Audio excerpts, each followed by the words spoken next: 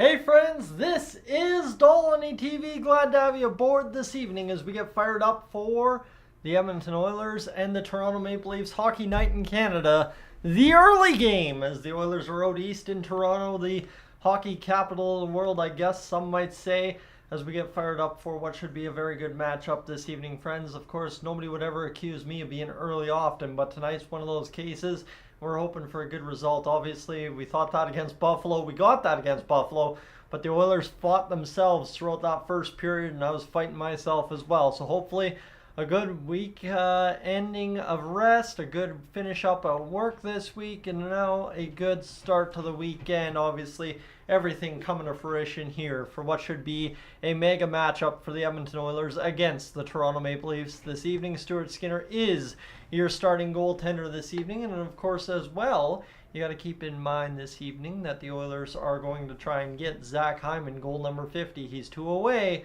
So 2 goals, hat trick, 4 goals, 5 goals, something like that would do the trick this evening for Mr. Zack Hyman. Friends, to the chat we go as we'll fire this one up. We've got time this evening to get things going, so we'll take it. As we will go Draisaitl, McDavid, Hyman, McLeod, Nugent Hopkins, Fogle, Kane, Henrique Perry, Janmark, Carrick Brown, Derek Ryan is your utility 13th forward. All right, to the chat. Avery Allen, good evening and welcome to you, as well as Cole, Austin, oh, back-to-back Austins in here. 1, 2. And then we got Brad, Arky, and, well, as well Peter. So Peter's in here nice and early, so we should be pretty good up, and I will tell you, it's always a good live stream when we see friends. For those, most of you, even I don't even know if Peter would know the full legend here behind Cole99 in the chat here. But Cole's been a long-time supporter here on Dolynny TV, long before we were doing the Edmonton Oilers stuff. And it doesn't surprise me to see Cole come out of the woodwork here in this this time of the year when it used to be a big milestone week on Dolynny TV, Yak City Gaming, whatever you want to call it, back in the day, when we'd flip over from the NHL content all the way over to the MLB content. So friends, welcome aboard wherever you're tuning in from. Glad to have everybody along for the ride. Let's go here to Austin Hockey's note. We mentioned both Austins, but we'll get to Austin Hockey's note. And a hello to the other Austin. That's where we'll go there. As Tyler Bertuzzi is not in the lineup tonight for the Toronto Maple Leafs, according to reports. I can't wait for the game. And Austin, I'm hoping you're doing well. I'm doing well as well. It's been a good Saturday. Pretty much planned nothing. My big task of the day was shoveling the sidewalks in the neighborhood. We got as much of that done and as we could. And now we're inside. Sidewalks are melting themselves. Life is good to go. So here we go, friends, as we continue along. Peter, of course, yes, we're getting updates on that, and that seems pretty tragic all told for sure. So we'll continue to monitor that situation. And as we go along to Peter's next comment, we'll go quickly contrast to Zack Hyman get goal number 50 against his former team. So tonight is a huge, huge night for the Oilers and, of course, as well, the Leafs in terms of kind of figuring out that final chapter of the Zack Hyman from the Leafs to the Edmonton Oilers stuff. As it's been a 3-year process, right? It's been a long, long grind out, and now all of a sudden, Zack Hyman is about to take his final form as a 50-goal scorer. Whether it be against the Leafs tonight or whether it be against Ottawa on Sunday or whether it be against somebody on Tuesday, right? It's one of those where for Zack Hyman, he is about to do something that doesn't get done in the NHL all too often.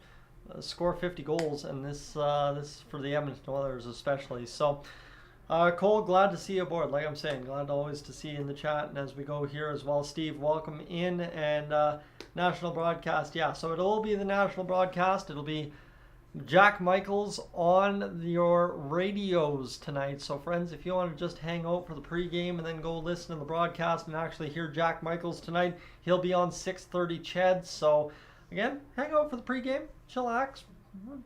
Yeah, kick back, have some matzo sticks. That's what I did pre-game. Just kind of threw some goodies in the oven there and made it all work. But as well, I'll tell you here is when it comes down to it, I think we're shaping up for a pretty good Saturday considering we get the early game. So everybody's still got their Saturday nights, right? You don't have to worry about the bar flipping over to a club halfway through the hockey game and kicking you out. That's happened one too many times for a guy like me when you go into the bigger city areas. But we'll see what happens here, friends, as the Oilers and Leafs are set to square off in about 15 minutes time here on Sportsnet. As we keep going along here, friends, we'll go to Miles, who's cheering for the Leafs. We will see probably quite a few Leafs fans tonight. I know the video I put up today didn't stir as much of the pot as I thought it might. That's fine. We'll still have time to get that job done here some point this evening, as I appreciate a little bit of friendly banter in the comments section or the chat, whatever you want to say, during these kind of live streams.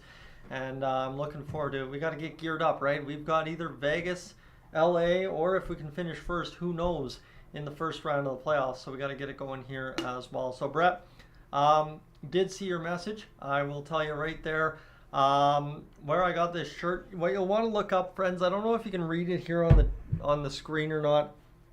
It's this little tag right here on the screen. It says Dixon. So for any of you looking to see where you would find these flannels that I'm always wearing, what I'll tell you is it's a company called Dixon Flannel. Basically, I find it at a local little outlet store in mall just outside of Calgary. But there's a ton of outlets that probably sell Dixon across the planet, and it's very good. Expensive, I'll tell you that. It's expensive, but the one thing that I will spend on clothes is a good flannel, and that's exactly what Dixon does. I mean, this one feels already more durable than most of the ones I've had, so it's definitely one of those situations where these flannels are worth every dollar you pay for them. And I know Dixon's a pretty big company, so you should be able to find it either online or somewhere there, Brett, if you are looking for them. So just a note again, friends, as I'm wearing the Edmonton Oilers flannel, and the story behind this one, the way I was able to go out there and get it, the way I became aware of it, is my buddy who just recently moved overseas.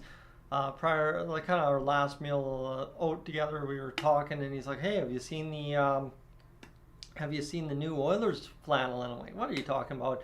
And I go on their Instagram, find it right there, and go into the store, and I told them I'm here for the Oilers flannel, and they're like, "You and everybody else this week."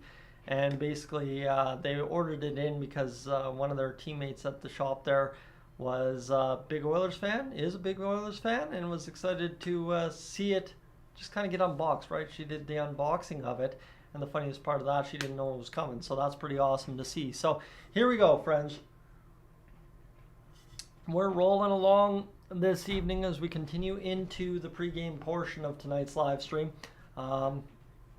It is going to be interesting to see if the Oilers can get the job done tonight against the Leafs. I think the way things were going last game out in the first period, we all said, well, the Oilers play their best hockey against contenders. Well, tonight the Leafs are a pretty good team to match up against, third in the Atlantic, where you have 3 more wins than them. Technically speaking, we also have 5 or 4 less losses than them, so we're doing all right this season. The Leafs 39-20-9 on the season, third in the Atlantic. That's just how much of a bloodbath the Atlantic is when it comes to getting to the top. Obviously, the Bruins have been dominating there, so too have been the Florida Panthers. So interesting to see that. The Oilers dominating on the power play once again at the NHL level, 26.6%. And the penalty kill, no matter what you've been saying about them, have creeped back up over 80.5%. So the Oilers looking tonight to take full advantage of shutting down those guys, the Toronto Maple Leafs. So we're rolling along here, friends. Welcome into everybody tuning in here just over the brief few moments. See, we're up to 36. Ethelene, welcome aboard. And Mr. Doom didn't make it out to the stream against Buffalo. All good. That is exactly a perfect excuse to be there. Be there instead of being on the stream. I can appreciate that. I can tell you that much. As we will continue to roll along, friends, we welcome in Liz, and we get everything situated up for the starting goaltenders tonight. Ilya Samsonov against Stuart Skinner.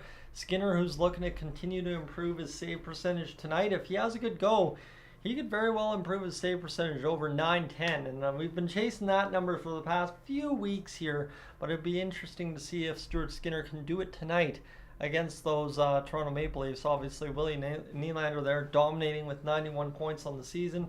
Connor McDavid with 112 points. 48 goals for Zack Hyman, 57 goals for Austin Matthews, 86 assists for Connor, and 53 for William Nylander. Now you think about this here for the Edmonton Oilers, they're up 42, 21, and 4 on the season, so they've played 67 games. They've got 15 games to go, and yes, indeed, Connor McDavid very likely at this point to hit 100 assists. That's all the talk outside of one. Zack Hyman at current for the Edmonton Oilers. So, always a good time to be at Rogers Place, Mr. Doom. I always love being up there, and I mean, it's tough, right? Obviously, winter's kind of an issue for me going up the QE2 to try and get there, so try to pick the good weekends, and there's no such thing as a good weekend to travel the QE2 in the winter. I don't care what you say.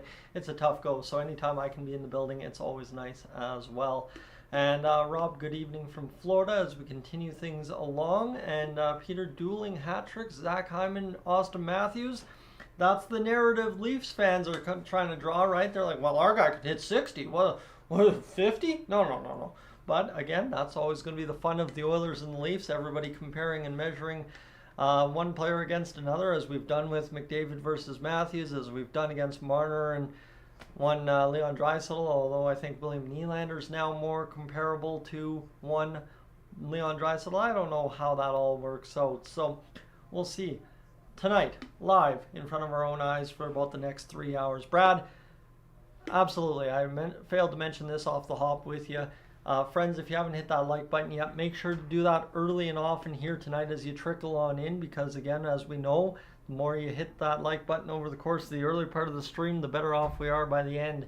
We get a lot of folks in here and it gets a little rowdy, and we never mind getting a little rowdy late in a hockey game. So friends, as well, we'll pull out the Big Vin Diesel bobblehead here. Yes, Mr. Vinny Desharnais is back in the lineup for the Edmonton Oilers this evening alongside Darnell Nurse, meaning Kulak, Ceci are back together, and Ekholm and Bouchard take over once again as your effective top pair out there as they were over the past little bit. So I'm excited to see the Oilers go out there and obviously hopefully do this job against the Leafs pretty well structured, pretty well offensively, and get some good goaltending as well tonight and really light it up against a team that needs to have it lit up against, I guess you could say, because I mean the Oilers need to go out there and just kind of show and prove again against another contender that they are here to show something.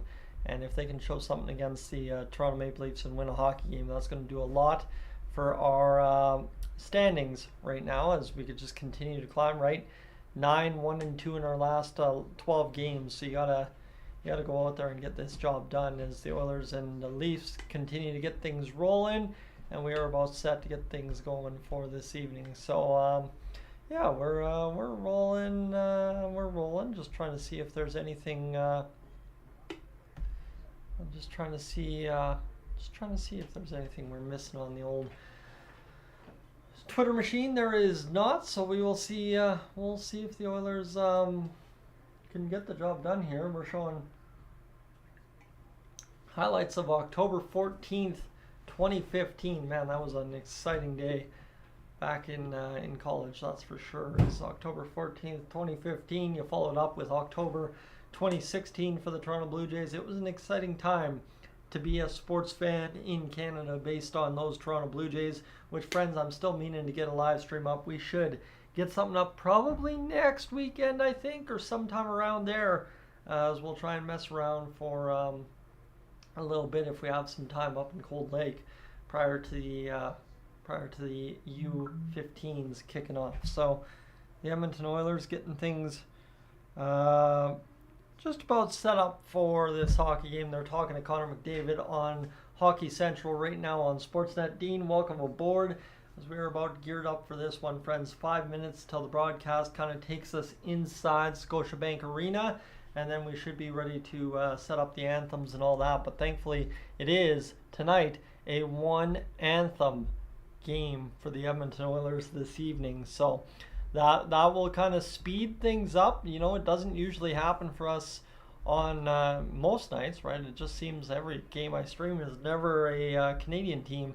Well, tonight we've got a Canadian team in the opposing side of the ice, so that is exciting to see.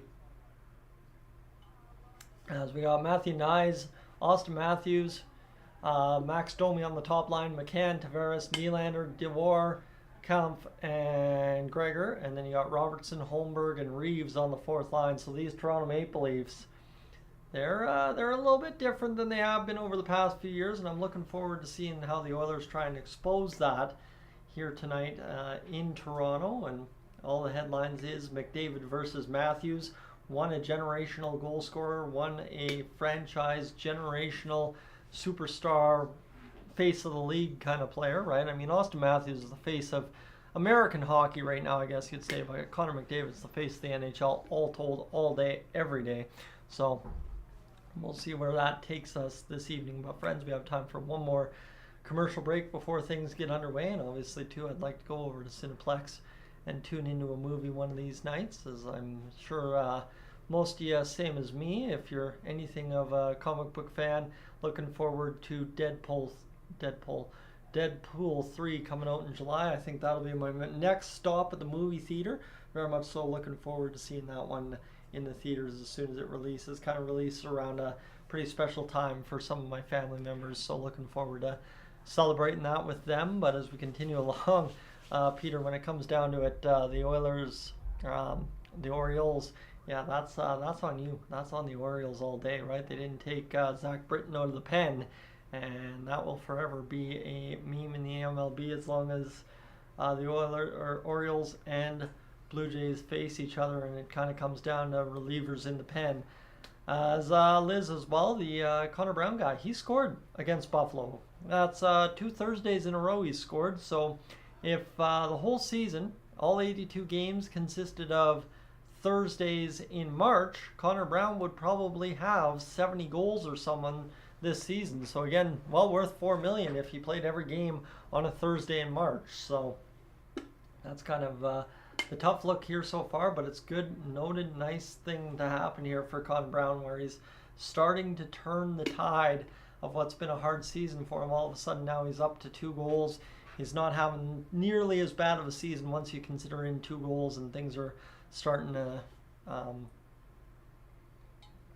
materialize, I guess you could say, for the Oilers and the fourth line. Margaret, welcome aboard as well, as we are just about to get things fired up here this evening, friends. We are moments away from the broadcast, flipping into Scotiabank Arena and welcoming us to a big game. Big game in the West Monday night is the St. Louis Blues against the Vegas Golden Knights. Yes, that's going to be a huge one for the Oilers, especially if things come to fruition here for us over this weekend and we win both of those games. The Vegas Golden Knights losing that game would be absolutely fantastic. Peter, Bertuzzi is better than Domi, but Tyler Bertuzzi is out of the lineup for the Toronto Maple Leafs this evening. And Alan, what do I think of Chris Knobloch's lines today? Again, it comes down to trying everything before you have to do it in the playoffs, I think. End of the day is I'd much rather see Chris Knobloch exhaust every option prior to the playoffs and find something that he likes going into game one, depending on who the opponent is, than try and figure it out on the fly in the playoffs. And I think, too, we're going to probably see Troy Stecher, based on everything we're reading, in the lineup in the playoffs over Cody Ceci. I don't know how much I'm a fan of that, but again, Ceci's been here, done that. Stecher's the new guy. I'll give Stecher some benefit of the doubt, but I'll also sit here and say Cody Ceci's been a pretty good warrior for the Edmonton Oilers over the span of his few seasons here. So, yeah, and I don't want to lose that credibility from other teams' players that are like, hey, the Oilers respect their guys that have spent some time there. So,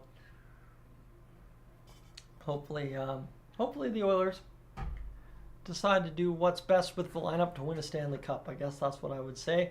As Sean, Mr. Sports Cards, welcome aboard. As we get things flipped over for an official presentation of the NHL on Sportsnet, we are just about set to get things going. The Hockey Night in Canada opening intro this evening as Maestro Fresh Wes welcomes us into this game. I've just recently learned about this guy, listening to his Wheel of Fortune or something on CBC radio yesterday night. It was interesting. I've heard he's pretty big or something.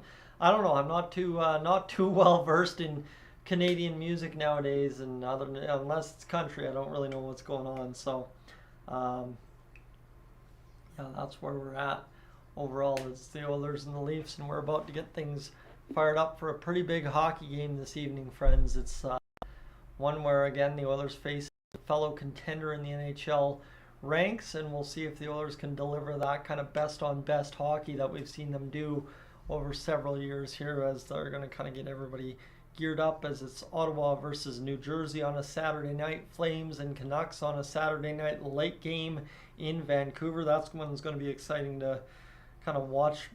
After this one, obviously, again, if the Flames, I don't want to cheer for the Flames, but if the Flames can take down the Canucks in regulation, suddenly the Pacific Division gets rather wide open, interesting, friends, as we're up over 10 hours watched on the pregame. So, friends, we are aboard for what should be a very good live stream tonight. I'm looking forward to finishing this one off with you.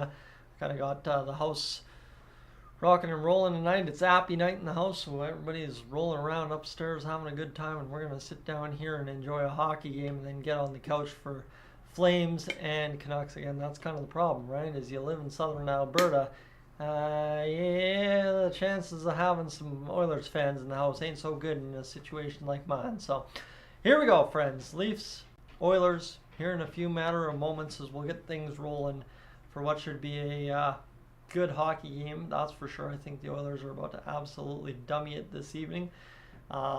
Again, just in terms of compete level, right? That first period against Buffalo was not the compete level we need to see, but you got to think tonight against a team like the Toronto Maple Leafs, the Oilers are going to be going from the word go. I cannot wait to see that Hockey Night in Canada intro come about this time next month, right? We're that far away from the NHL playoffs. They're showing off the highlights from over the years here on the Hockey Night in Canada intro, the few cup winners, and it is getting to be that time, my friends. We are closing in on what's going to be a good hockey game this evening, and we continue along to a 42-21-4 record. So the Oilers officially, no matter what, will finish above 500 this year. That was achieved 2 wins ago, and of course the Toronto Maple Leafs still trying to get there right now. And Mr. Sports Cards, when it comes down to who do I prefer, Hyman or Nugent Hopkins, the question is for what? Right? Am I looking for a heart and soul guy that just quietly goes about his business and contributes to victories in the smallest ways possible? It's Nugent Hopkins. If it's Zack Hyman in terms of getting to the paint and getting greasy goals and really timely goals, I love Zack Hyman for that. So I don't want to throw my guy Ryan Nugent Hopkins under the bus, that's for sure. As I'm not going to ever say I don't prefer him, because friends, he's been a good soldier for us over the span of a lot of my life as an Oilers fan. That much is for sure. Tim, here we go. Friends, you see Tim in every live stream, pop in for a few chats, hang out with us for a little while. Well, I'll tell you, Tim just exposed himself to you tonight if you didn't already know. Cheering for the Leafs. It's the best part about Tim and I going back all these years. Tim's a Leafs fan, so when it comes to the disappointment you feel as an Edmonton Oilers fan, there's no one better in the chat that understands that than one Mr. Tim there in the chat for us this evening. And friends, as we roll into tonight's game, we're rolling into just the last few minutes of the pregame portion, and then we will get to the Oilers and the Leafs on Hockey Night in Canada as we continue to roll along this evening, as we'll see what we got, as we're going to honor a looks like we lost somebody in the hockey community here over the past week. I'm not too sure who we lost. I didn't see anything there, as we're I don't know if we lost somebody or we're just remembering back to something a few years ago. So we're showing off Luke Gazdik's first career goal in the NHL. That's what we're seeing right there. Beauty of a shot that kind of tips on through traffic. Good old Luke Gazdik, man. I mean, a guy who deserved a much better fate than he got in the NHL. Luke Gazdik was a pretty tough guy and a pretty good hockey player and a pretty good guy overall for the Edmonton Oilers for his span of his career. And Brett, when it comes down to buying authentic jerseys, friends, from out of country, I guess that would be the question for you. I don't. In Canada, it's pretty easy, but out of country, wherever you are, how easy is it to buy a jersey and where is the best place to do it. I think if you look at any of the official businesses like Pro-Am Sports in Edmonton, Brett, I think that would be your best bet. Like check out Pro-Am Sports. They would probably be your best bet to find a way to get the jersey you're looking for, I guess. I mean, you might pay a little bit more and obviously shipping and all, but I'm sure there would be a way to get that all taken care of. Alvin, welcome aboard, as well as Sean. I don't know if I caught you earlier, but I don't know if I want to engage with the Leafs and Titanic joke right there. Robin, welcome in. Yeah, we are just about set to get this Oilers game underway. Northern Farm Girl joins us as well, and we are set up for this one here this evening. Sean McKenzie ready to take us through the Ottawa Senators and New Jersey Devils. As I can hear another plate of food is ready to rock and roll upstairs. Might have to sneak up there in the first intermission, friends, and grab a little nibble. But as we see what the Oilers can do here, it'll be interesting to see if goaltending is the focus tonight, I guess you could say, right? I think it's going to be absolutely imperative that the Oilers get a good start from Stuart Skinner. That's absolutely imperative that the Oilers help out Stuart Skinner early. I think the Leafs, obviously, Saturday night at home are going to either fall down a goal and then roar right back, or else they're going to have a jam to get going right out of the gate. So, yeah, we'll see what the Edmonton Oilers can do here this evening. We got the New Jersey Devils and Ottawa Senators, which thankfully doesn't really affect us tonight, so we don't have to worry too much about that hockey game. We'll see some highlights, I'm sure, throughout the game. But as we look right now, St. Louis winning in overtime over top of Minnesota, that I know surely affects the Western Conference standings. Columbus plays Vegas this evening at 8:30. If Columbus wins that, my goodness, things get very interesting very fast. Tampa Bay versus LA, that's got to be a big, big victory for Tampa Bay, I'm telling you that much. And then Chicago and San Jose is a non-factor. Calgary beats Vancouver. That is incredible if that happens. And then it's obviously Detroit versus Nashville. I think you got to see Detroit win that hockey game. I'm pulling for my buddy at work as well, who just desperately needs to see the Red Wings in the playoffs here this season. And as well, the Oilers clearly need to win tonight against the Toronto Maple Leafs. That much is at least certainty. So here we go, friends. We are just about ready to get things rolling this evening. It's 5:09. Puck drops probably about 5:12, 5:15 this evening. You know how these Hockey Night in Canada games tend to take a little bit while to kick off, right? If you ever watched the Toronto Maple Leafs Montreal Canadiens game, always tends to take quite a while. And here's the problem.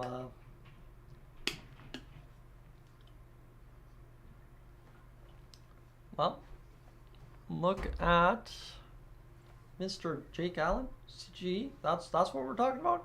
That's what we're envious of Jake Allen in nowhere, New Jersey right now. I don't know about that. I'll tell you, the biggest thing right now for the Oilers is, with Stuart Skinner, if you keep the goals against under 3, and I mean, end of the day is if your goaltender's given up himself more than 3 goals against a game, you're doomed. But again, if the Oilers can find a way to prevent those cheap goals going in, Stuart Skinner is going to give you the chance to win every game. That's clearly what's happened this year. So at some point, friends, we're going to have to give up the hate on Stuart Skinner and really just invest in he's our guy, ride or die, and see what happens, because I really don't think Stuart Skinner is near as awful as everybody's trying to make him out to be. So it is where we are. So as we continue into this, friends, we will get into the game at some point. I'm sorry, I figured we'd be up and going already. I started 3 minutes early thinking we'd be on time tonight, but we are not. We're not quite there. And just a refresher for those of you tuning in this evening, we've got Stuart Skinner and Ilya Samsonov in net for the Toronto Maple Leafs this evening, so keep that in mind as we continue things along tonight. The Toronto Maple Leafs, they're a high-scoring hockey team, but they also have given up quite a few goals this season, 313 goals against per game, so they're just looking to capitalize on an .888 save percentage from one Ilya Samsonov tonight, and hopefully try and turn that around. Jim, welcome aboard. Kirill, welcome in. as we're about ready to get things kicked off here tonight, friends. Sorry, apologies for the delay. As we will continue here into this one. As we go quickly over here, friends, we are already up over 20 hours watched on the stream this evening. We could be in for a pretty interesting finish up if that is the case. Also, if you haven't hit the like button yet, I encourage you to make sure you do that here bright and early into the live stream this evening. Just, you know what it means at the end of the live stream. If you've been around enough times, it ends up getting crazy in here, and we're about to see some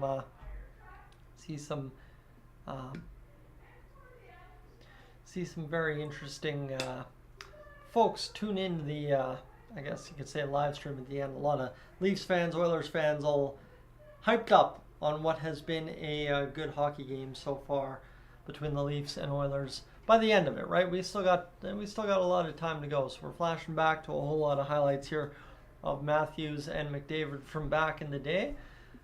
As here's Leon Draisaitl as well. I'm not sure why we're still on pregame amble here this evening, but we'll battle through it. It's fine and dandy. We'll get there eventually. I don't know if there's a technical delay at Scotiabank Arena or something, but Catfish and Octopus thrown on the ice. It's 0-0 in the first period here, so or 0-0 in the first period when that happened in Nashville this evening. And even more smiles from the Oilers players this evening. Evander Kane, how big of a goal scorer from him would it be this evening? And Maurice Sider fought Philip Forsberg in his first NHL fight. That's an interesting matchup. Nobody had that on their fight card for a Saturday night. But yeah, we continue to roll along here this evening. And now we're watching some old flashbacks to the Edmonton Oilers way in the day, and now I think we're ready to rock and roll, friends. This has been a long pregame. I mean, we're at 5:13, and we're just about to get to the Anthems here this evening at Scotiabank Arena. Again, we don't usually have the early game on Hockey Night in Canada, so this is kind of uncharted territory for most of us on a regular hockey season. I think we get this like 3 times a year, so apologies if I'm a little antsy here trying to get going on a Saturday night in which I know there's chicken wings waiting upstairs. I know that everybody's got the spread upstairs, and the longer I wait to go up there and eat in the first period, the longer or the more food that's going to disappear off the table. So here we go. Natalie Morris singing our national anthem this evening as O Canada rains down at Scotiabank Arena. Friends, are you ready? It's been a lot of me just garbling along here this evening, but we will rock and roll tonight. So Scott, what I will tell you, Jack is over on 6:30 Ched. Never a bad time to get little Jack Michaels on the call. Especially, friends, if you're thinking about tuning out here before I transition into calling the hockey game for you, Jack Michaels is on 6:30 Ched. Just a heads up. You want to make sure you do that if you're a huge Jack Michaels guy. Again, if I wasn't doing this, probably what I'd do, sync up the radio and get this going. So, all right, here we go, friends. We are just rolling through the anthem, and then we will be up and done for what will be a good hockey game this evening. We are just about set for tonight's hockey game. Sounds like, from what I'm hearing, the mic's crackling a little bit inside Scotiabank Arena tonight. I wonder if that's an audio issue or what's going on there, Scott. I'm seeing you mention that, but I can kind of hear crackling in the audio here, so or if they just got it set a little too high. But again, that's part and parcel. I don't get a chance to listen to the much of the audio here right now. They've got some highlights on Sportsnet, and they've got commentary over top of it, and I can't hear a lick of anything they're saying. So here we go, friends. Let's go get this job done. The Oilers, the Toronto Maple Leafs, Matthews versus McDavid, as we will kick things off right here. So let's get this going here. The Edmonton Oilers, the Toronto Maple Leafs on a Saturday night. It don't get much better than that, I guess, other than when the Oilers are in the playoffs for 4 rounds. But we'll, for right now, kick off what should be a fun hockey game tonight against a good Leafs team. They're third in the Atlantic just because simply Florida and Boston are absolute juggernauts. All right, Friends, let's kick this off here. Face off at center ice between McDavid and Matthews. The puck is down, one forward by Leon Draisaitl, chipping into the far side corner inside the Leafs zone. He'll work off the boards, picked up now by Hyman. Hyman's going to rotate back to Nurse. The shot blocked in front, fired off the leg of McDavid, who serves it back to Desharnais, back in the lineup for the Edmonton Oilers. McDavid looking down low. He gets it from Draisaitl as he'll wheel and deal around the zone, cut to the middle. He, might have just drawn a tripping call. I'm not sure which. Is this going to be Vinny Desharnais coming? Stuart Skinner to the bench. That will. Right out of the gate, McDavid flying, draws the penalty. The Oilers set it up in behind their own net, dragging all the way back into the defensive zone, trying to maximize the extra skater on the ice here as Ryan McLeod comes across the boards. He will look over to Ryan Nugent-Hopkins, flip to the open wing. The Oilers are across the line and then immediately serve it up onto the tape of the Maple Leafs. 46 seconds into the hockey game. The Oilers will go to the power play as a tough tripping call there. Just a lazy stick from Matthew Knies. Hauls down McDavid, who just powered through. I mean, he went right into it and just kind of gave him no room. And there you go. Connor McDavid draws the power play right over to the gate. 40 seconds in. The Oilers get to the power play. 26.6, ranked second in the NHL right now for the Edmonton Oilers. It's amazing that the power play percentages have come down this year, and it's still ranked second as Bouchard over to Nugent-Hopkins. Nugent-Hopkins dribbles a pass off a Leafs tape, and Kampf will come back the other way. He'll fire over to the far side, and the Leafs lift into the Oilers' end as Bouchard battling his man there. Quickly onto the tape of McDavid. McDavid wheeling and dealing through the neutral zone across the ice. He's into the near side corner, back up the boards to Bouchard. Bouchard at the top point, over the near side to Draisaitl, down low to McDavid. McDavid far side looking for a bounce off Hyman. A distracted bounce there for Samsonov. Almost bit him, and here's now Nugent-Hopkins down low. Shot in front! Draisaitl just wires it wide as McDavid regathers in the near side corner. Back to Draisaitl, reverse down to McDavid. McDavid over looking for Hyman, whacking away as McDavid can't get it far side.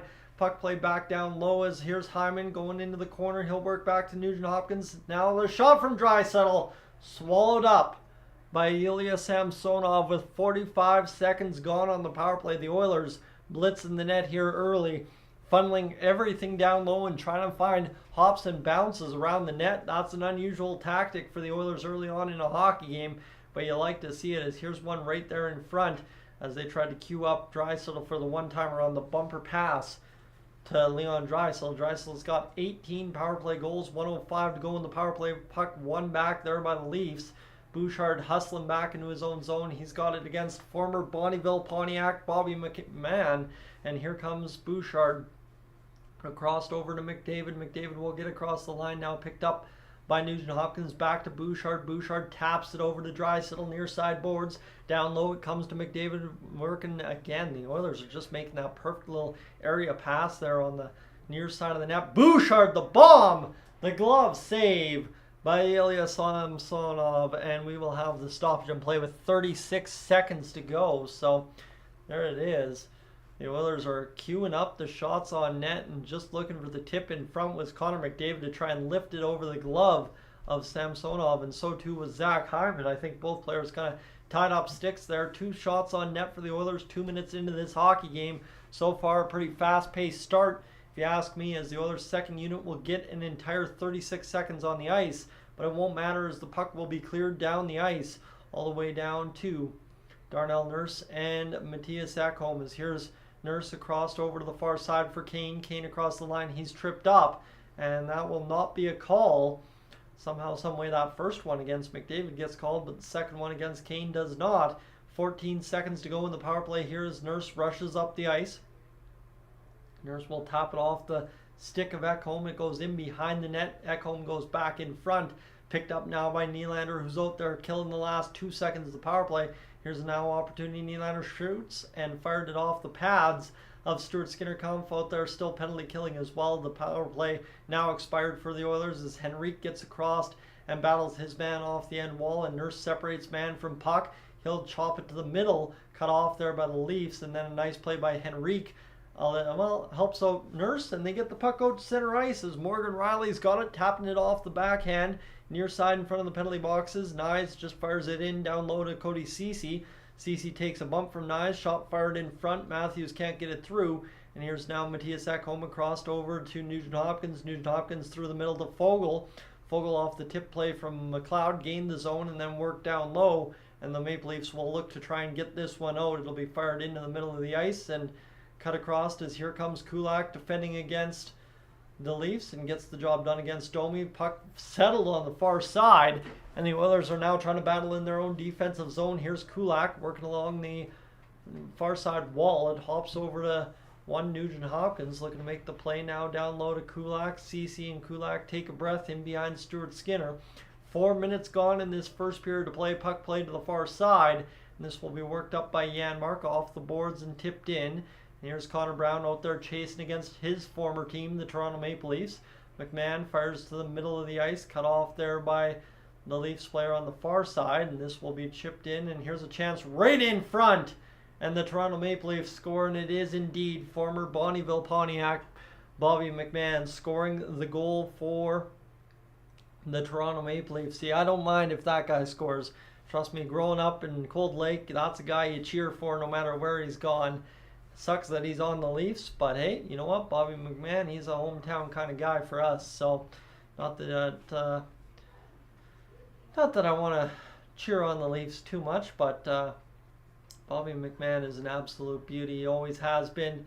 And as far back in his Bonnyville Pontiac days, then that is a goal scorer's goal right on the top of the blue paint, firing it past one Stuart Skinner as everybody was caught in the corner. And now we will have face off with 15:43 to go here in this first period of play. Ekholm will fire it down low. 17 wins when allowing the first goal of the game. That's first in the NHL, by the way. Now this one picked up by Zack Hyman, turned back, and here comes the other way across now for William Nylander. He'll fire into the near side corner in the Oilers zone. Nice reverse by Bouchard to get it up and out, and now good play by Hyman to get it onto the tape of Draisaitl over to McDavid. The blast from Ekholm, denied there by Samsonov. It was a 91-mile-an-hour heater from the top of the circles. As this is coming now for Draisaitl and Hyman working down low. Support from McDavid gets it back to the blue line. Here now is picked up Ekholm over to Bouchard down low. The top line has been dancing out there all game so far. They're looking to do more of that. Shot from Ekholm again, denied by Samsonov, and it comes all the way down to Bouchard inside the Oilers zone, set up by Stuart Skinner in behind his own net. 14:45 to go. Bouchard makes his move, and he'll work out to the far side boards. Oilers across their own blue line. In stride, Kane kicks it ahead, and the Leafs turn it back just across their own line. And across now comes Kampf into the Oilers' zone. A nice play to the far side, dragged back to the middle, cut off by Henrique. This, I guess, third line for the Oilers getting to work here. And now a 2-on-1 Perry. Kane, the speed's not there. Ceci flubs the pass over, and there's a couple of Oilers and a couple of Leafs players that tangle up in front of the net, and it's going to roll all the way back down to Stuart Skinner on the dump in there from the Toronto Maple Leafs. The Oilers going to try and get back going the other way here. As I got to get my voice back under me. It's been out of shape here the past few weeks, I'll admit that. 13:58 to go here in the first period to play. The Leafs lead the Oilers 1-0. 3-2 the shots on goal for the Oilers. A little bit of physicality here so far through the first 6-ish minutes of the game. Nugent Hopkins separates the puck from the man, and coming back the other way, here's Warren Fogle flicked up on that puck as well. And it's going to be now carried ahead by the Leafs trying to exit the zone. A nice flip ahead there by Nuge, keeping it in at the line again. Here's a shot from Nurse. Save made by Samsonov, who's made a couple huge ones here so far. As Fogle finishes his check, and it's the Leafs under duress here trying to get it out to center ice.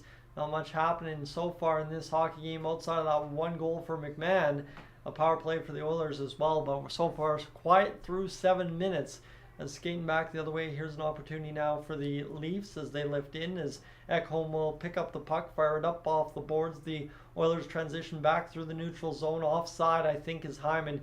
This goal goes in. They are offside. Hyman shoots, fires, save made by Samsonov. And the puck's loose in behind Samsonov. And now we're going to dust up in the Leafs crease as the top line for the Oilers gets in there and starts grabbing everybody. Top line against top line. And hey, if those guys want to throw hands a little bit in the crease with the gloves on, ain't going to mind that little bit of feistiness from both teams. top lines. Friends, we are rolling along. The clock is still rolling on the Sportsnet broadcast here, so not entirely sure what's going on there. Is Hockey Night in Canada still keeping that going? They're going to wind down the shot clock here, so this one goes up off of Corey Perry. They kind of sprung that 2-on-1 earlier in the game, and then it kind of turned into a 4-on-2 somehow as the Leafs players were just puck watching back the other way, dog, and speaking in terms of that. And that's where we're at, friends. The Oilers down 1-0 after the first few minutes of this hockey game. Not much to worry about thus far. If you are just tuning into the live stream right now, I will remind you, consider hitting that like button here on Dolynny TV. And so far, if you've been along for the ride, you're new to the channel, even if you're a Leafs fan, friends, I encourage you to hit that subscribe button over here on Dolynny TV. I'll flash the graphic right now. I want you aboard for the playoffs. That's all it comes down to, right? I talked about the 15,000 for a while there. Now all it comes down to is I want you here day one of the playoffs when we try and absolutely dummy what was an incredible season last year in the playoffs. I'm going to try and go out there and do some numbers that have only been seen once in Dolynny TV history on a live stream, and I'm looking forward to hopefully having you be a part of it. As last year we got up towards 24,000 views as our best live stream of the playoffs. Oilers Kings Game 6, or was it Game 4? I think it was Game 4. I'm looking forward to seeing this year having a 30,000 plus live stream in the playoffs, at least in the first 2 rounds, and then hopefully letting everything get crazy from there. Friends, thanks for being aboard this evening. I am going to just make sure we're running the ad button, as I'm surely to get the text message from Budsy if I do not send out the ad here early on in the first period, and then we are going to quickly check things. Well, there you go. That's what we're at. So, friends, I guess to check the watch time as well, let's go dummy that for a quick second here as we'll go forward. One by.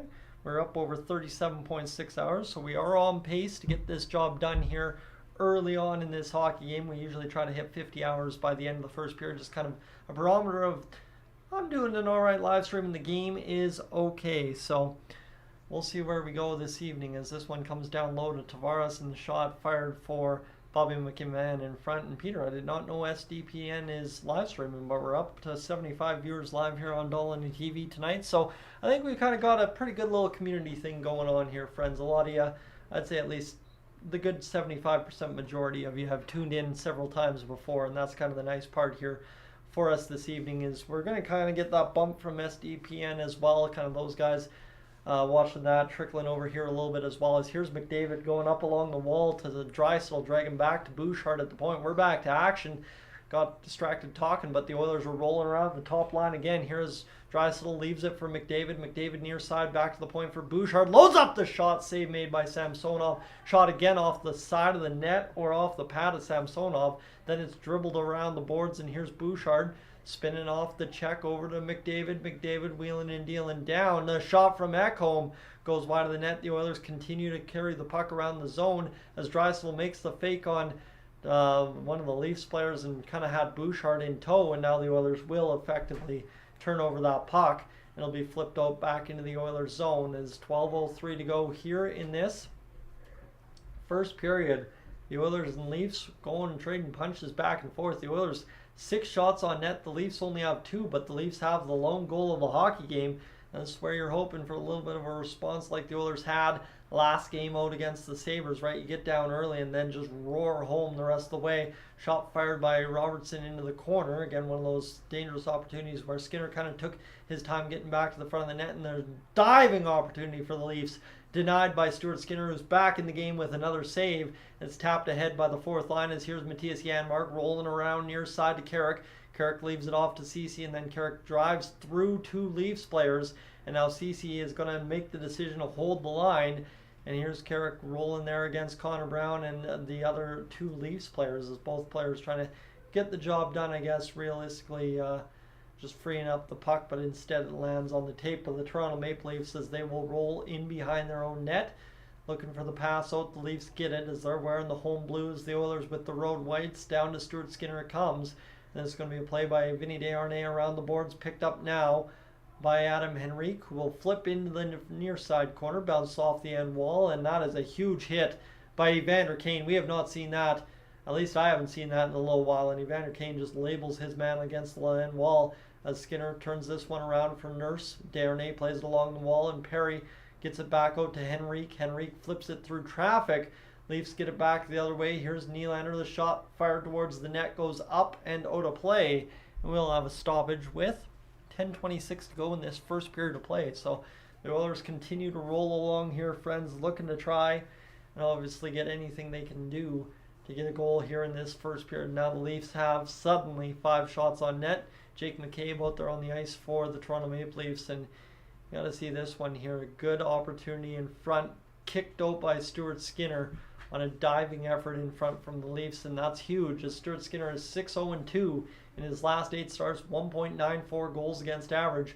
Fought back down low by the Oilers, turned back around by the Leafs, and Nugent Hopkins gets danced around, and then he leans on his man, and he will finally help the Oilers out of the zone. Turned over last second, shot back in deep by the Leafs.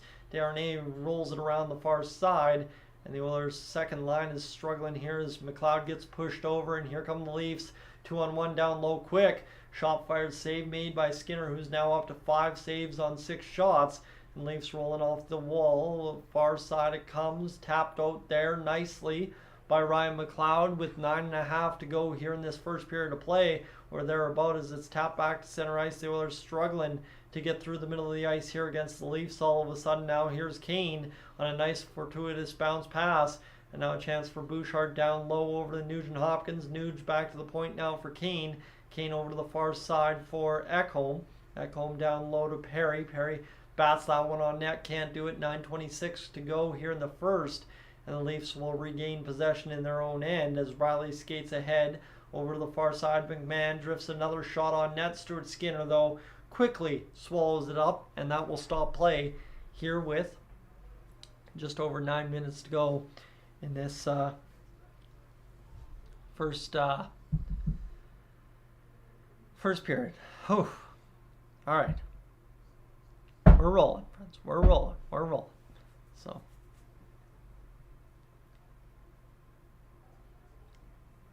let's see where we're at.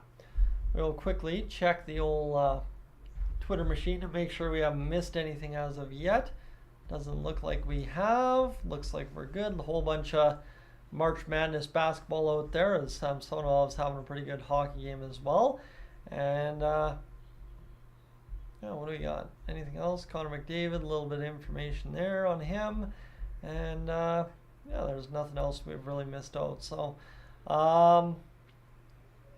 okay.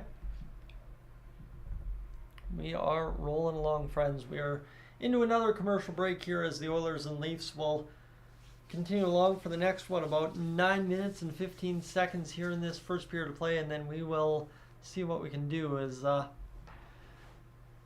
Oilers continue to just kind of have slow starts here in these first few periods of hockey games, right? This first period hasn't been too fantastic, but at the same rate, it was a nice start for the Oilers, at least drawing that power play early and not losing momentum on it. They got a couple good chances on net, so we'll see what happens here for the Oilers once we get into this second period right now, because we are going to see what the Oilers can do here in this rest of the period, I guess you could say, as points out of first in the West, 9 October 23rd, 19 November 23rd, 18 on the 23rd of December, 13 23rd of January, 8 on the 23rd of March. That is excellent for the Oilers. The run over the past several games here has been unbelievable. Gillis TV, welcome aboard, friends. Also, if you haven't gone over and hit that subscribe button to Gillis TV yet, I'm telling you, you got to get that job done. We'll link his channel at the top, covering kind of all the Oilers stuff as well. Kind of been a little bit more consistent than I have been over the past little bit, so I definitely want you over there on Gillis TV as well, helping him get to kind of the more YouTube side of things. As the Leafs across the line, John Tavares heartily offside. And give me just a second, friends, as we will go load up Gillis TV's channel here rather quickly, and we'll go over there and get that pinned up at the chat for you. As let's quickly go into this and go there, and I should just know the channel link off by heart and be able to type it out, but don't worry about me, as we'll go here, and the Oilers will get the puck in their own end and fire back up the middle of the ice. Here's Bouchard trying to bounce pass through and instead hits Hyman as they are rolling along here, and this one will be good to go. So there we go.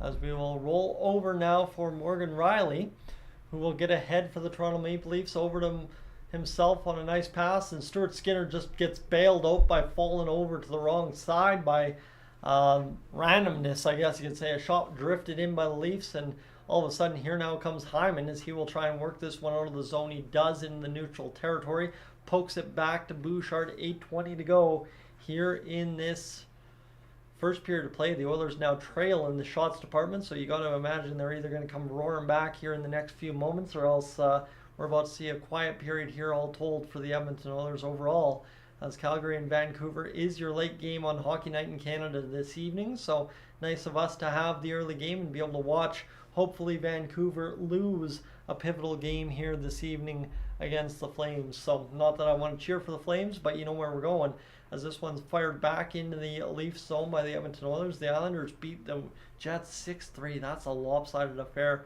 I wonder if Brossoit was in net for that one, because I don't think there's any way Hellebuck would let that happen. But this one across the line, a good opportunity for the Leafs, and Stuart Skinner just forgot what he was doing and ended up falling to the wrong side, but still had the legs down and was able to kick that puck out of a shot, as 91 points this season for Willie Nylander is a career high. Face-off now down for Matthews, and an opportunity here back to the blue line.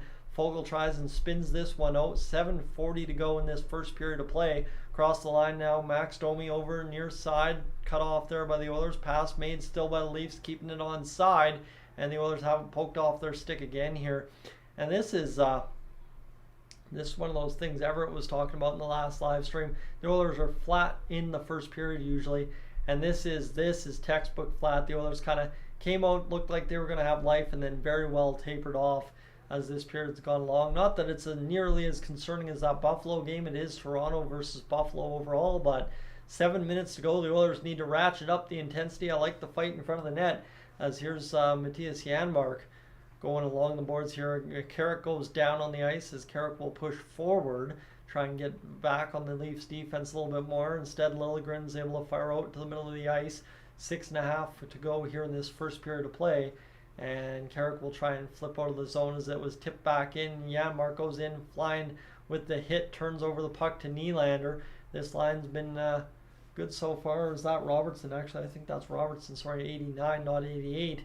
And it's flipped out to center ice as Connor Brown's chasing down a puck against the Leafs. Can't do it here. Zephyr, welcome aboard. 6:26 to go here in this first period of play. And this one will come back near side over to the Toronto Maple Leafs, as they will fire across the line. Tried to fight to the front of the net, was one of the Leafs players, couldn't do it. 6:13 to go, and the Oilers just kind of swimming out there right now, just going for a skate more or less, and they're going to try and get going now back the other way with numbers. Henrique across the line, and that is a mighty offside as well back our way, as Noah Gregor, the Edmonton, Beaumont, I think, product out there for the Leafs right now. So friends, welcome aboard if you're just tuning in. Glad to have you this evening. The Oilers need, like I said, to ratchet up the intensity here in the late goings of this first period. You got 6 minutes to try and turn the tide here and get this game even. Not that I'm scared about going into the game's second period down a goal, but you know the Oilers in the second periods overall this season, and they need to be much better here to finish the first than just rely on a good second period and a good finish to the hockey game in the third. 5:55 to go here in this first period. Corey Perry pestering the man in behind the net. Finally, an outlet pass to the far side is tipped over by Kane, and then Bouchard shoves his man right into the boards. You don't usually see that level of physicality from Bouchard, but he said, "You ain't getting into my zone right now." And instead it will come back down to Bouchard on the fire in from the far side. And this one comes down for Ekholm, poking it ahead to Perry. He oversteps. Bobby McMahon comes back the other way, turned it for a second, but the Oilers are able to transition back the other way here across the lines. Bouchard looking to leave it for Kane. He's going to drag around two Leafs defenders and still look to make the play. And Bouchard now turns over the puck, and he's getting swam around by the KG vet, Jonathan Tavares. And it'll be Bouchard who will take the penalty, or is it Tavares that's going to take the penalty here?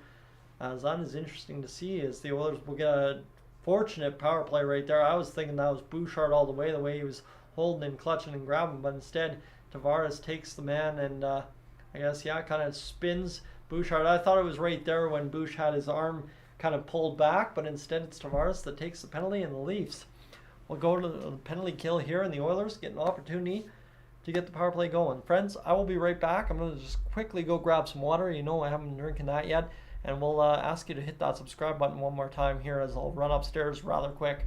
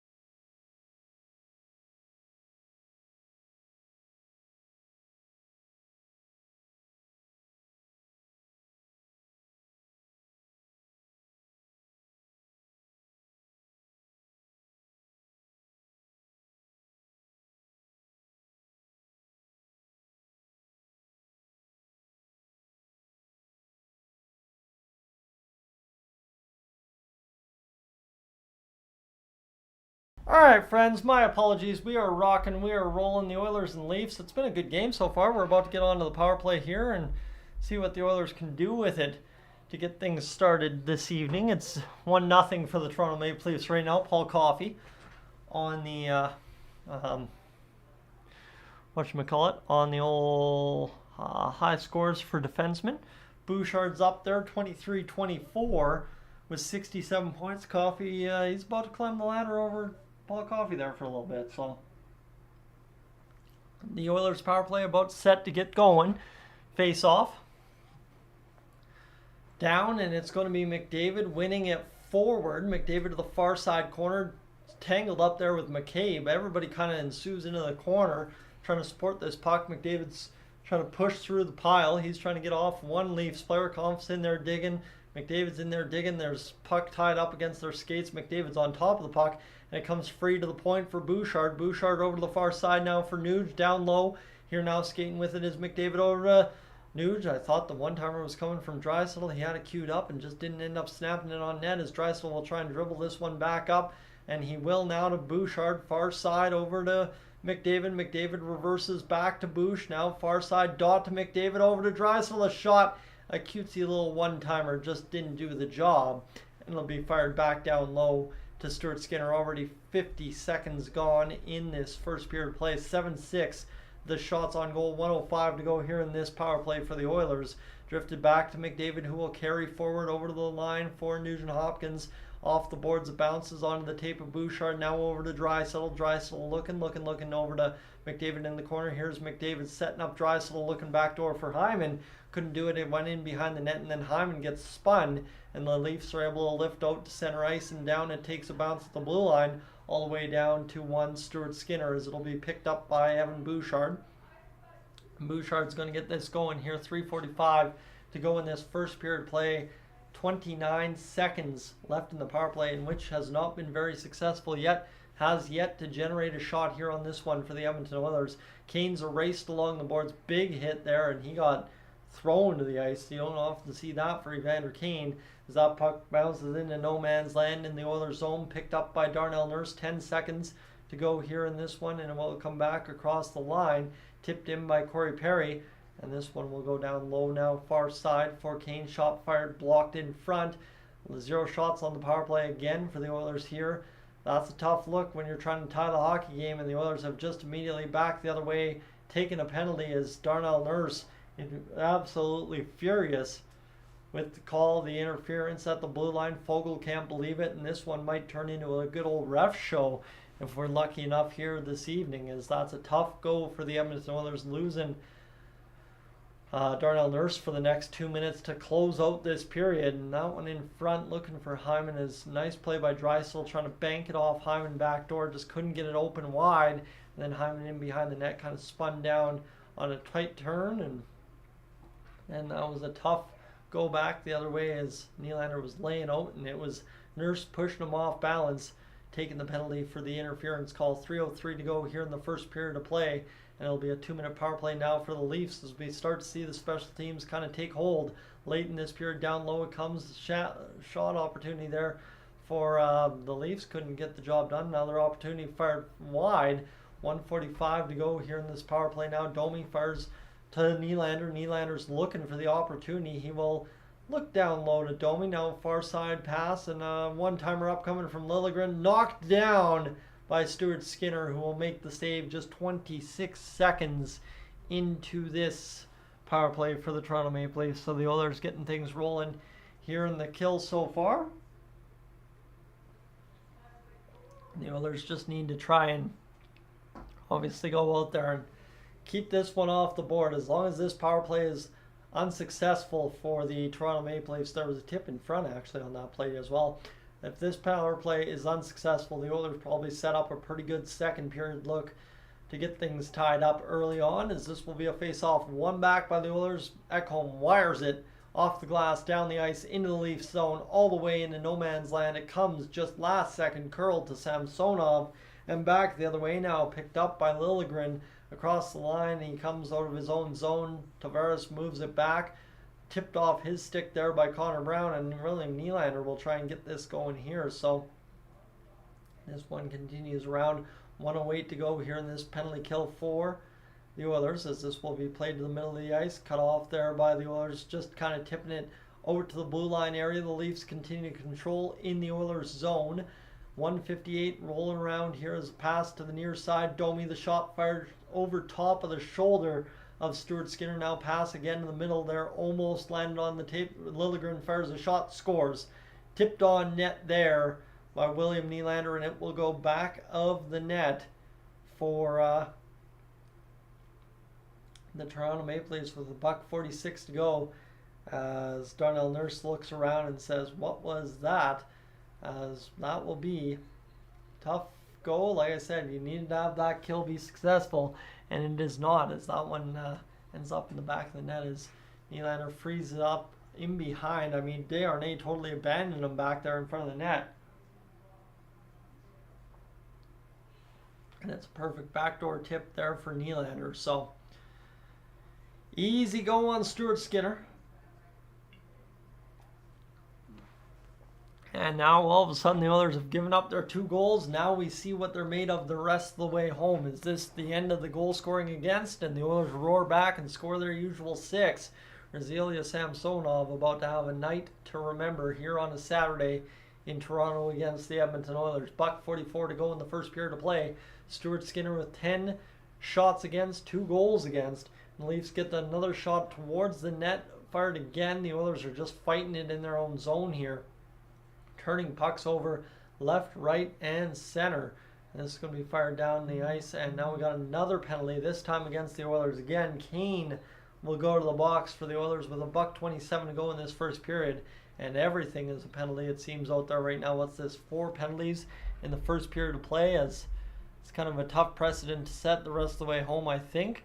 And the Leafs had 2 straight penalties. Now the Oilers have had 2 straight penalties. Not that I'm complaining, but in terms of things, yeah, it might be time for me to shut off the stream so as the Oilers come roaring back to life and win the hockey game 8-3 or some odd number. But we're going to try and just go out there and do the job. Ace, welcome in, as this will be Sam Carrick back to the blue line. Liljegren over to Domi, the shot fired, and up and out of play with $1:26 to go in this first period of play. 39th goal this season for William Nylander, earning that extension, I guess you could say. An assist to Timothy Liljegren, who has 20 apples on the year. Not bad for him, actually, turning into a pretty legit offensive NHL defenseman out there for the Toronto Maple Leafs. By the way, friends, we're 2 likes away from 50, so if you haven't done that already, make sure to do that. Face-off tied up by the Leafs. One back to Liljegren on the second effort. Far side pass, bounces off the boards. Pass to the middle there as Tavares chops it down low. The Oilers are able to work it out now for Carrick. Carrick's going to spin it into the Leafs zone, down to Samsonov, who will see Nugent Hopkins give chase.